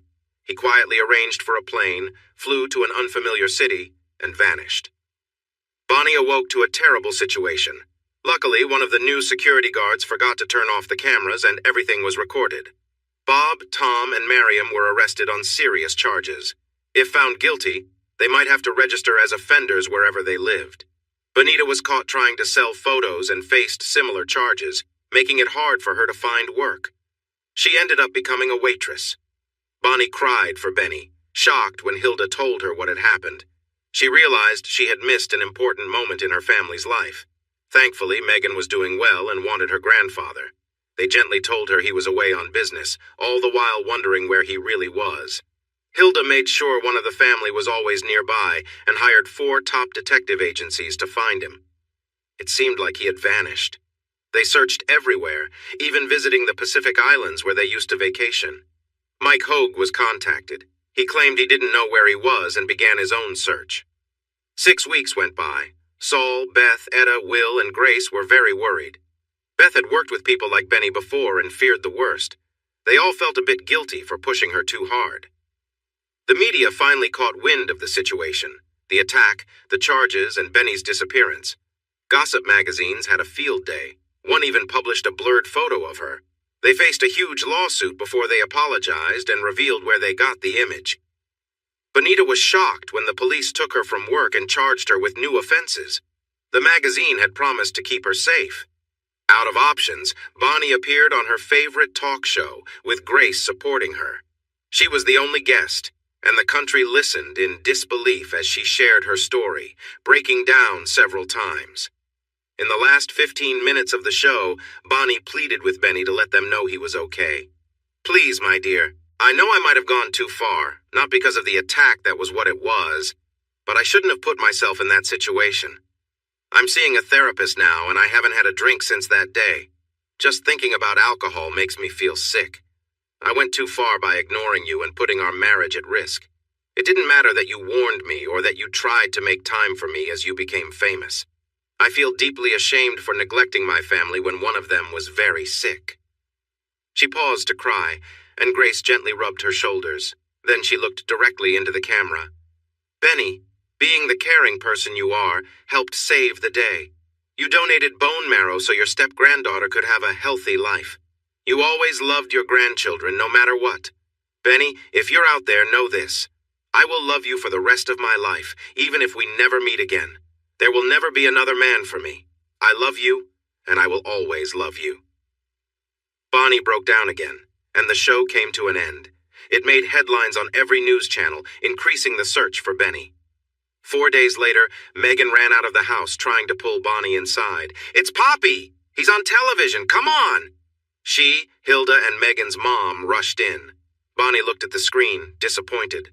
Wiley Patterson, the country singer, was the guest on one of the morning shows. He was holding a guitar and talking about a children's book he had written. He explained it was partly about how he and his wife met and how they visited hospitals to bring joy to sick kids. The story had turned into a fairy tale he would tell his children when they were young. "This book wouldn't be here without help from a good friend of mine. He knows a lot about this, and he guided me to make it something people could read." He nodded toward the man next to him, who was holding a bass guitar. The man was older, with long gray hair tucked behind his ears and a well-groomed mustache. He looked like a cowboy from the Old West. He smiled and said, "I think my friend is being too humble. I didn't do much for the book, just gave a few ideas to help it flow. I learned a lot from him, too. He even let me help him with a song or two." It was Benny. He had been in Nashville spending time with Wiley. I remembered how he had once talked with Benny for a long time about turning thoughts into stories or songs. The hostess, who had been reminded that the talk was about Wiley, not Benny, nodded and went on about the book. She mentioned that Beth had done the editing and her company published it. It had been out for just over 2 months and was gaining popularity. Later, Beth told me more. All I knew was that Benny was really backing it. I was told if I didn't find it good enough to publish, they would try somewhere else. It was good, really good. Benny can say what he wants, but that book has his influence all over it. So we published it. It came out 2 weeks before your book tour finished. I can't believe you didn't hear about it. He usually tells you everything. There's a copy on our shelves now, likely worn from being read. The dedication was to Moira, Wiley's wife, and to his brother-in-law, who had faced a tragic end. At the end, he thanked my good friend and the best wordsmith I ever knew, Benny Henson. As much as he might want to deny it, this book only happened with his help. I sat amazed as Wiley moved on from discussing the book to the songs he was about to sing. These songs were co-written with my friend Benny. They will be in the movie his company is making based on the play and book he has coming out. I want to thank him again for letting Moira and me be part of his creative journey. They set up another stool and microphone while he spoke. Then his wife Moira walked out. Her bright red curls were pulled back in a loose ponytail, and she was wearing a simple blouse and jeans. She gave Benny a kiss on the cheek and Wiley a kiss on the lips before she sat down.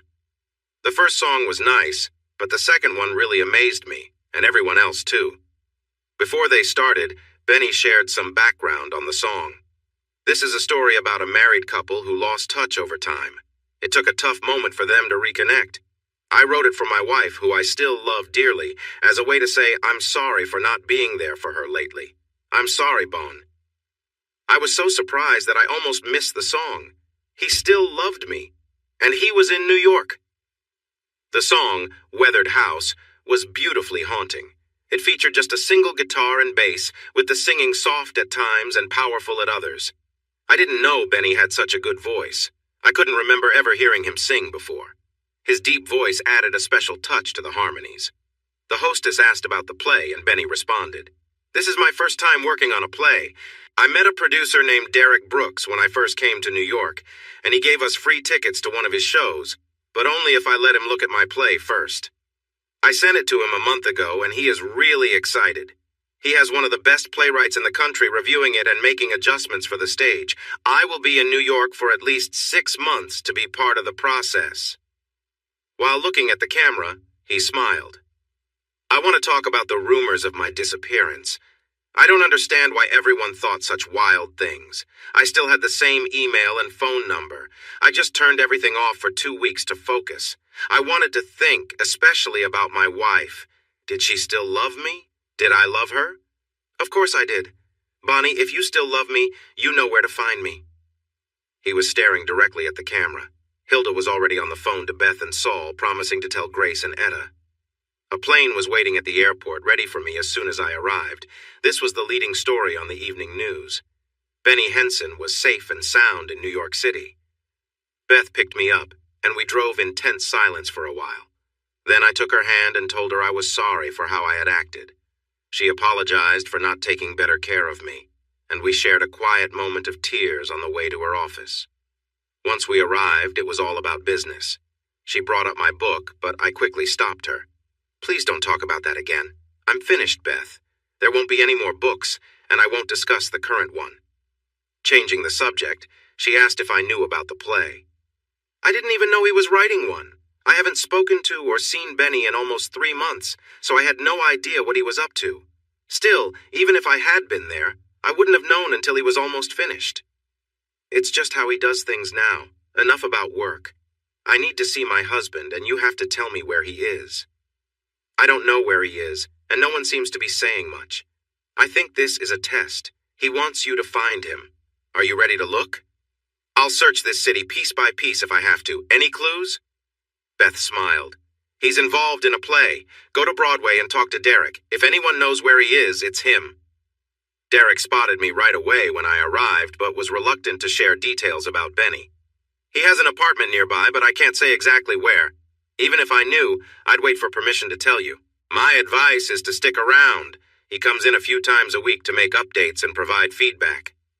He hesitated, deciding how much to say. "This is going to be big, Mrs. Henson. It will likely be on Broadway for years. It's pretty simple, and there are only 3 actors in the show, all older. People are talking about it, and I'm getting calls from agents all over, even from other countries. Big names like Hugh Jackman and Sally Field are interested, plus many from Broadway. I'm glad I'm not in charge of casting." So I was allowed to stay in the theater and listen. I sat there every day for 2 weeks. It wasn't long before I realized the play was about Benny, me, and choices I've made. One scene, where a man asks his wife to just talk to him, felt like it was taken from our conversations. I cried quietly. They were using new actors, testing lines, building sets, and making sure everything looked good for what was to come. Someone handed me a box of tissues from behind. I didn't notice anyone was there. I took a handful and mumbled a thank you. I turned around to return the box and came face to face with my husband. There was a stillness as I gazed at him, a small smile playing on his lips. My shout stopped everything in the theater. Everyone rushed over, worried if I was okay. I was better than okay. I had the man I loved most in my arms, and I didn't want to let go. 2 strong stage hands gently moved us, placing Benny on a seat while I stayed in his lap. Derek walked over, smiling, and waved others away. He waited patiently until I finally let go. "I see you found each other. Would you like a private space?" "Only if you plan to put a wall around us while we sit." I'm held close by the man I love, and I don't want to let him go. He smiled and walked away, telling everyone to give us some space. After we cried, we both said we were sorry. When Benny spoke after me, it hurt my heart again. "It hurt me, Bon, even before the picture, to think I might lose you. You don't know how hard it was for me while I was out promoting my books. When you couldn't come, I wandered alone. The attention from other women made me uncomfortable. The idea of being unfaithful to you seemed ridiculous, but then you stopped talking to me and cut me out of your life completely." I had spoken to others who also had long separations from their partners and heard how many gave in to temptation. I started to think you were moving on without me. When you didn't answer your phone during the time your granddaughter was in trouble, my heart sank. Then the picture came, and I needed to leave. I don't know why I chose Nashville. Maybe because we had never been there. I felt lost for a week until I remembered the Pattersons. I called, and Moira came to get me in a big Jeep and took me to her home. I stayed in their guest house for a week before I began to feel better. Their son wanted to go fishing, and everyone else was too busy. He asked me at breakfast, and by the afternoon I was fishing with him and his sister by their pond. We caught enough fish to have for dinner the next night. Wiley and I sat by the fire pit the next evening talking about life and love. You didn't know, but I asked the family to keep an eye on you. I knew you were searching for me, but I still felt hurt and couldn't come back. Instead, I found a story online about a man who learned his wife had cheated on him years earlier and how much pain it caused even after all that time. She said it was due to feeling isolated, and that the mailman became a friend. He would stop there for lunch. One day she invited him in, and their lunches turned into more. Her husband grew suspicious and started coming home early to catch them. It all took place in Oklahoma, where a tornado forced them into a root cellar for hours. She realized how wrong she had been and decided to commit to her husband again. The funny part was that she inherited the house from her grandmother and insisted on moving. He had to drive a long way for the only job he could find. After fixing up the house, they decided to sell it and move back to the city. The husband found out about the situation only after the mailman passed away. The mailman had left her some items in his will, including a letter he had written but never sent. In the letter, he expressed his feelings for her and asked her to leave her husband.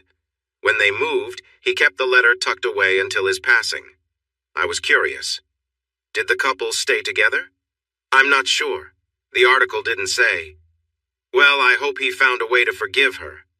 We'll never know. One thing that was interesting in the article was her comparison of their relationship to the house.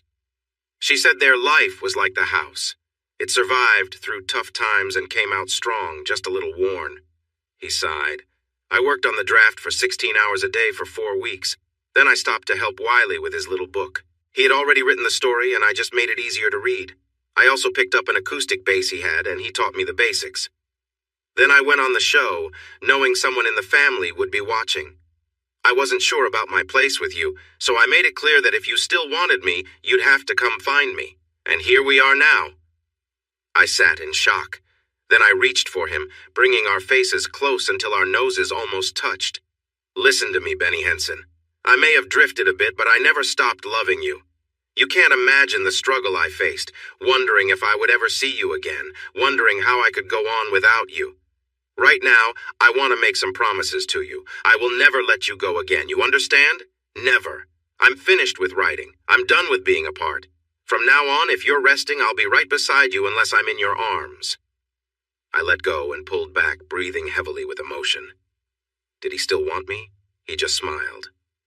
"Okay then, whenever you're ready, I'll show you the apartment I rented for us while we start this new chapter." We hurried through the streets of New York, feeling youthful again. We spent some time together, both of us feeling a mix of joy and tears. You would think that after several months apart we would rush things, but we took our time, trying to show our love in every gesture. As the days passed, things grew more passionate but still gentle. We didn't wake up until afternoon the next day. I wish I could say everything returned to how it was right away, but it took almost a year for things to feel normal again. We went through some difficult counseling for a few months, and the troubles with Bob, Tom, and Miriam were quite distressing. They were all found guilty of serious charges, even though Miriam claimed she hadn't participated. The evidence clearly showed her involvement, and the judge decided she was as responsible as the others. They all received 3 years' sentence but ended up serving about 6 months. Bob lost his law license, and Miriam and Tom lost their jobs because they were now registered offenders, and there was a school nearby that caused issues with the law. Bob moved away to work for his uncle as a paralegal in another state, thankful to find a new job. Tom's father helped them sell their house and gave them some money while they searched for new jobs.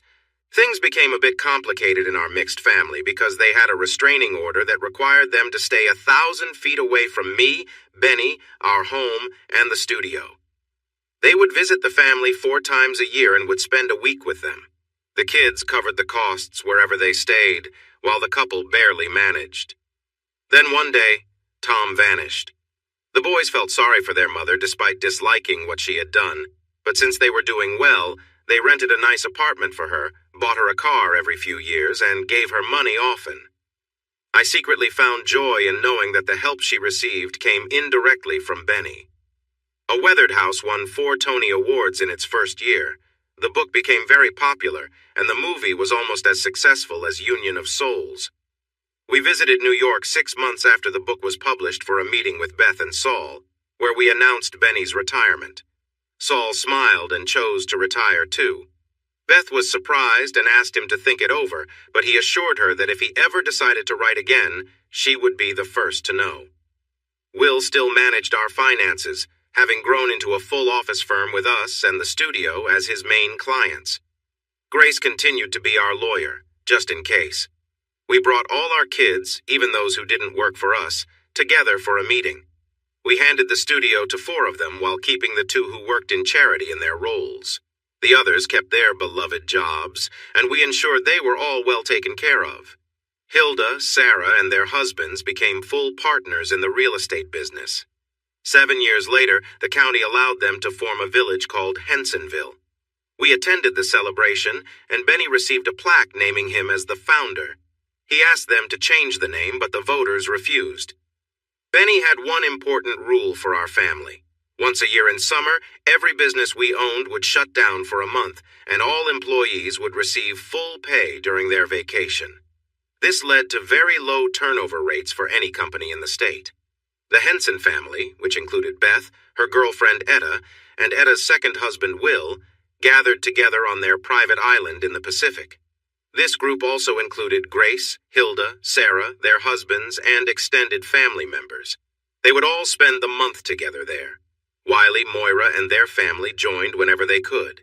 Mike Hogue often visited with his 3 wives, including a small woman who had once touched his heart, along with all their children. Every year we held a big party. Benny hired local people to help him create Southern-style cooking using oil drums and taught them his recipes. Up to 500 guests would come, including the king and his royal family. Our grandchildren, especially the teens, loved sharing photos of themselves with the royals. One of the princes, who was the third son of the king's second wife, connected well with one of my grandkids. She even asked to go to the new national university, dreaming of becoming a real princess. At home, we often took our little motor home with the small SUV behind it for trips. In the summer or during holidays, we usually had 3 or 4 kids with us. We enjoyed visiting every natural wonder and amusement park in the country. I would sit in a chair, listening to Benny playing with the kids in the pool. Sometimes, I found myself feeling very happy and emotional. In the 9 years since we retired, Benny felt inspired to write only a few times, each after hearing interesting stories at campgrounds while enjoying some drinks. He turned those stories into short tales and published them online under a different name, earning good reviews every time. When we turned 60, we faced a loss in the family. One day, while looking at myself in the bathroom mirror, I noticed the changes in my appearance. I suddenly heard a soft voice, my old friend Plum. "We had a pretty good run, didn't we?" she said. The thought of losing her troubled me. "Nonsense! We are just managing our energy better now." Plum's voice sighed in my thoughts. "No, Bonnie, I'm ready to go. You all don't need me now, and it's not good to linger. Think of me fondly as time goes on. We shared many wonderful moments. I just wish we had met Benny sooner. We could have had even more fun." I could picture her laughing in my mind. "Even starting late, we did well, didn't we?" She didn't reply, and my heart sank a little. I cried on Benny's shoulder and shared my feelings. Benny, being so kind, knew how to lift my spirits. He lit the fire pit and gathered logs, then opened a trunk from the closet that we had almost forgotten about. It held all the toys we had gathered for Plum. Slowly, one by one, we threw them into the fire, recalling memories with each item. I stopped him just before he tossed the last toy in. "Let's keep it, dear. We can take it to bed with us tonight and say goodbye in a special way."